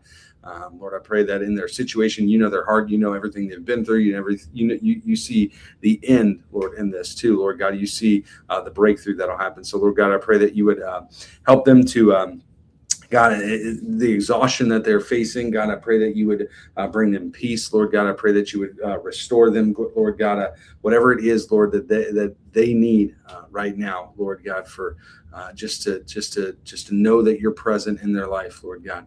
I pray that you would help them with that right now. You'd speak to their heart, guide and direct them, Lord, and just be glorified through their life. In Jesus' name, amen. Amen. Hey, amen. To you, Holy Ravioli, just to give you some resources that you can kind of jump in. Number one, all the things scrolling at the bottom you can find with us and talk to us in real time. You can talk to us in the DMs of Instagram. You can get on our Discord, whatever. You can talk to us in real time. We can talk through some of your prayer requests or whatever it is. You can also go to our favorite place, which is this widget. That right there, if you scan that, Andy's pointing that way, but I should probably be pointing this way. Whatever it is to you, that box that's up in the corner, that'll bring it to our website. Andy, do you think you could pull that website up real quick? Yeah, do that real quick. I wanted to share this with you, Holy Ravioli. The reason is there's a couple resources there. Number one, you can find out our story. Our origin story is actually on the front page. And our origin story is... If you're listening, Bucky's employee. Here it is. Here's the origin story. So scroll down a little bit, Andy, for a minute. So this is our website. Right there, there's our origin story that talks about Andy and I. It talks about fantasy football. Some of the guys have been in the chat that play in the Fantasy Football League. You can sign up right there for any extra emails and stuff. We haven't really sent any out yet since building this, but Andy, I don't know if you know this, we have about 22 people that have signed up for that. We need to start sending out our blog and stuff. But Andy, what I wanted to show them, go to the ministry side for us for a second. Just the ministry one. Yep, there. Holy Ravioli and anybody else in the chat. If you ever have a prayer request, right there, you send a prayer request right there. It will get to us. It'll send us an email, and we'll pray for you at any time, any day. That next thing right there is the book that I was showing right here. You can get it right now for download. This is a good resource for you, Holy Ravioli. These are all nerd Christian creators. All these people love Jesus. They all love weird things on the internet, from anime, cartoons, video games, toys, you name it. If it happens at a collecting convention, it's probably in there. And then right there is all what we believe at our ministry called Reboot. So hopefully you're still hanging around. I'm not just talking to the air. Love to chat with you later. This is what this is all about. You want to look at any of our Nerd in the Words, you can click them right there. You just click that. It'll bring you right to it. I need to add the other 4 or 5, Andy. Oh, there's the devotional. This is today's devotional drop, day 112. Got a little devotional out there. Andy's got a Bible is Metal devotional. There it is. Day 1 is out. You can check all this out. This is all free resources for you and anybody else in the chat. And literally, listen, guys, we don't get anything from that. It's a free website. We don't have any monetization set up on it.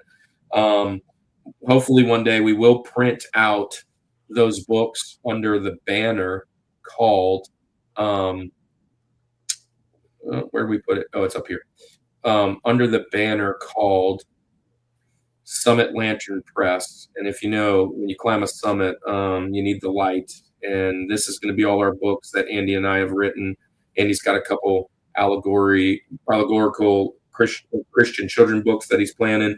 I have a couple others. So not to keep rambling on, but Holy Ravioli, if that's something, come check it out. We're live every Thursday night. This is the end. And check out our friend Tony tonight, Nerd of Godcast, who's in that Christian code. He's in that. Yes, he's in there. And Dylan is a pastor friend that has been hanging out with us for several years, going to summer camp.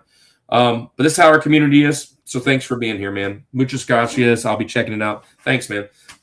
Some things that you guys can do. The Spotify for all these amazing songs will be probably out maybe even tonight. I'll do the video. Andy's been adding the list for us, and you can find that and all our other Spotifys on our Instagram.